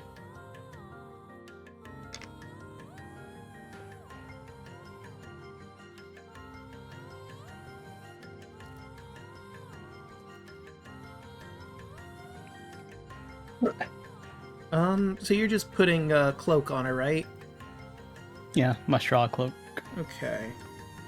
So we'll say... So I'm trying to think if it is roaming around at any point what the DC would be for it to see what she's in. Since you're not like doing like a disguise, it will probably have a decent DC, but it'll still not be like high. We'll say like a mid-level DC for that. Since you're covering her up at the very least. do you need more cover over it? It would probably help. I'll take out my shirt. This should be dry now. Yeah. I feel I like know. you're making excuses now.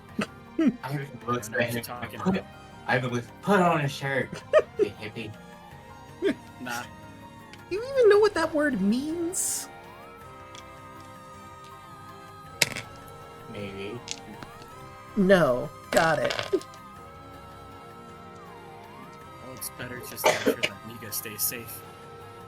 Plus, I think Adam's decently like taller than her, so it's probably a lot of fabric that we could use to help hide her. Alright, so I'll increase the DC a little bit.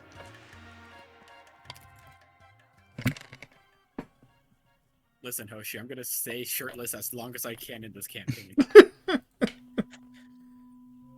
No, Mika. Hmm? That cloak is very important to me, so please take care of it. She grabs it and pulls it a little tighter to cover herself up more. Will do. Alright, we should Okay. probably start moving. While we look around. Right, the faster we get up here, the better. Oh, and watch out for spiky spiders. Or, it's not spiky spiders. Spiky flowers. Okay. Spikers. Spikers. Yeah, I was... I mean, I think we have to keep an eye out for those anyway. Those sound scary. Yeah. How much longer are we gonna go? I figured we'd probably end here, and then the next session will be actually exploring the crawling canopy. So, y'all get ready to set out and try to find your way out of this massive moving forest. What will you encounter while you're here? And will you unfortunately fall into Malgrotha's gaze or any of her various children Have to tune in next time to find out.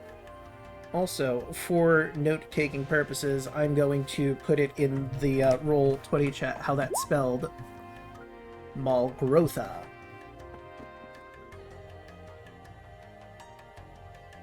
So maybe we should write down that Mika is cloaked. Yes. I also was rolling stuff in the background.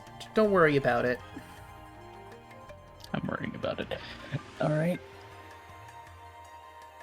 And, you know what? I'm not going to tell you what it was for, but I rolled 3 rolls for several hours for in here, and one of them was a natural 20. So, just know that I rolled a natural 20, and that could be a good or bad thing. Hmm.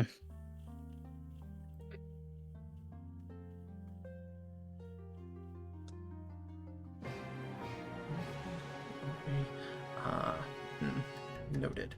Right, but let's start go around the horn. Who'd like to go first?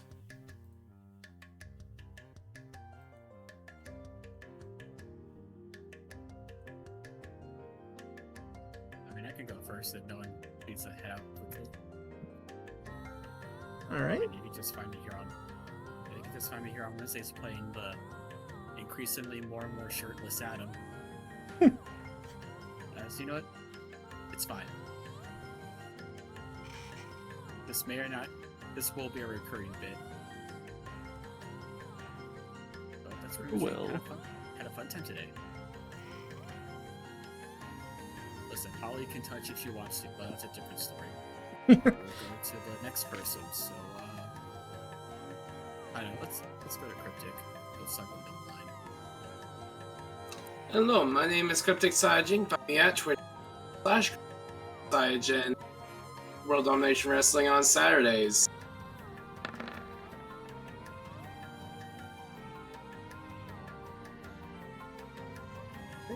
Who you passing it to? Chaco-kun.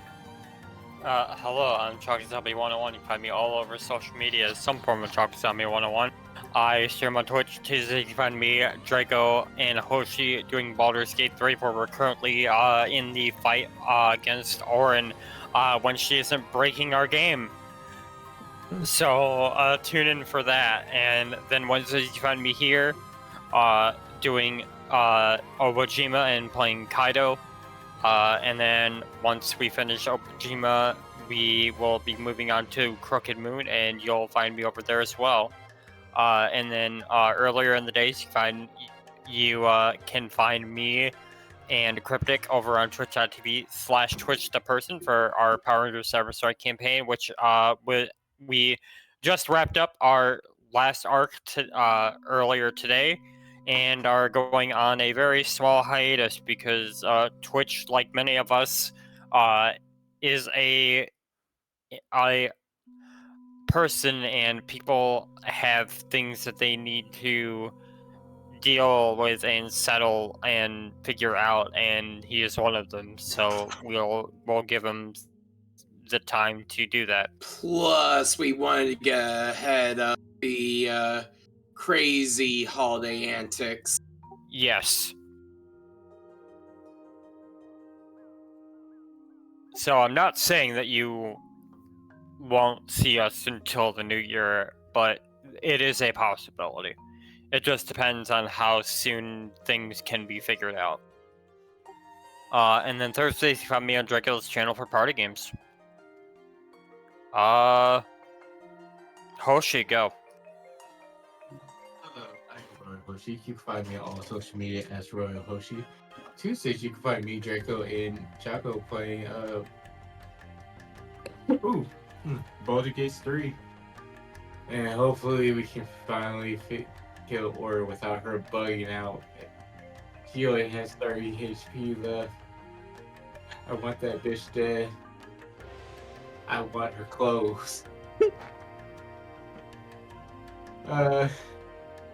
Wednesdays you can find me here playing your little slime boy that's enraged, jealous, and overprotective little brother, Ivan.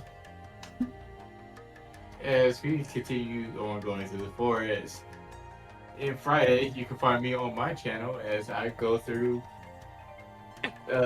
going through Digimon Story Time Stranger as I continue on.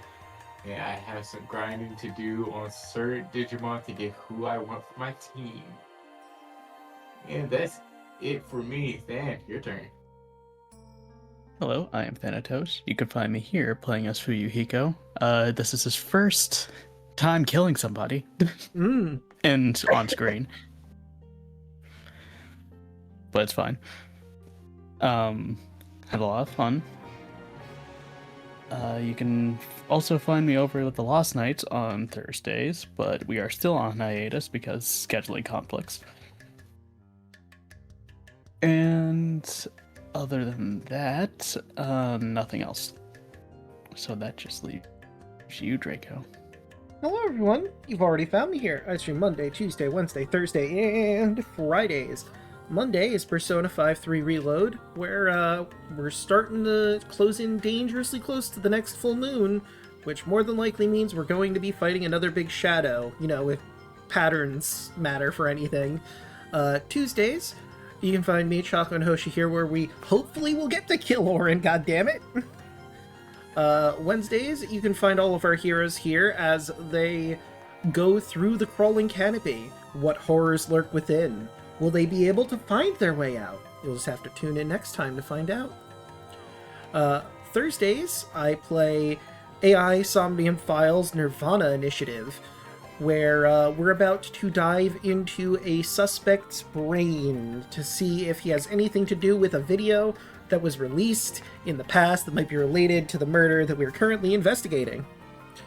And on Fridays, you can catch me and Yelling at me as we go through Pokemon Scarlet and Violet, as Yelling tries to get through the Pokemon League.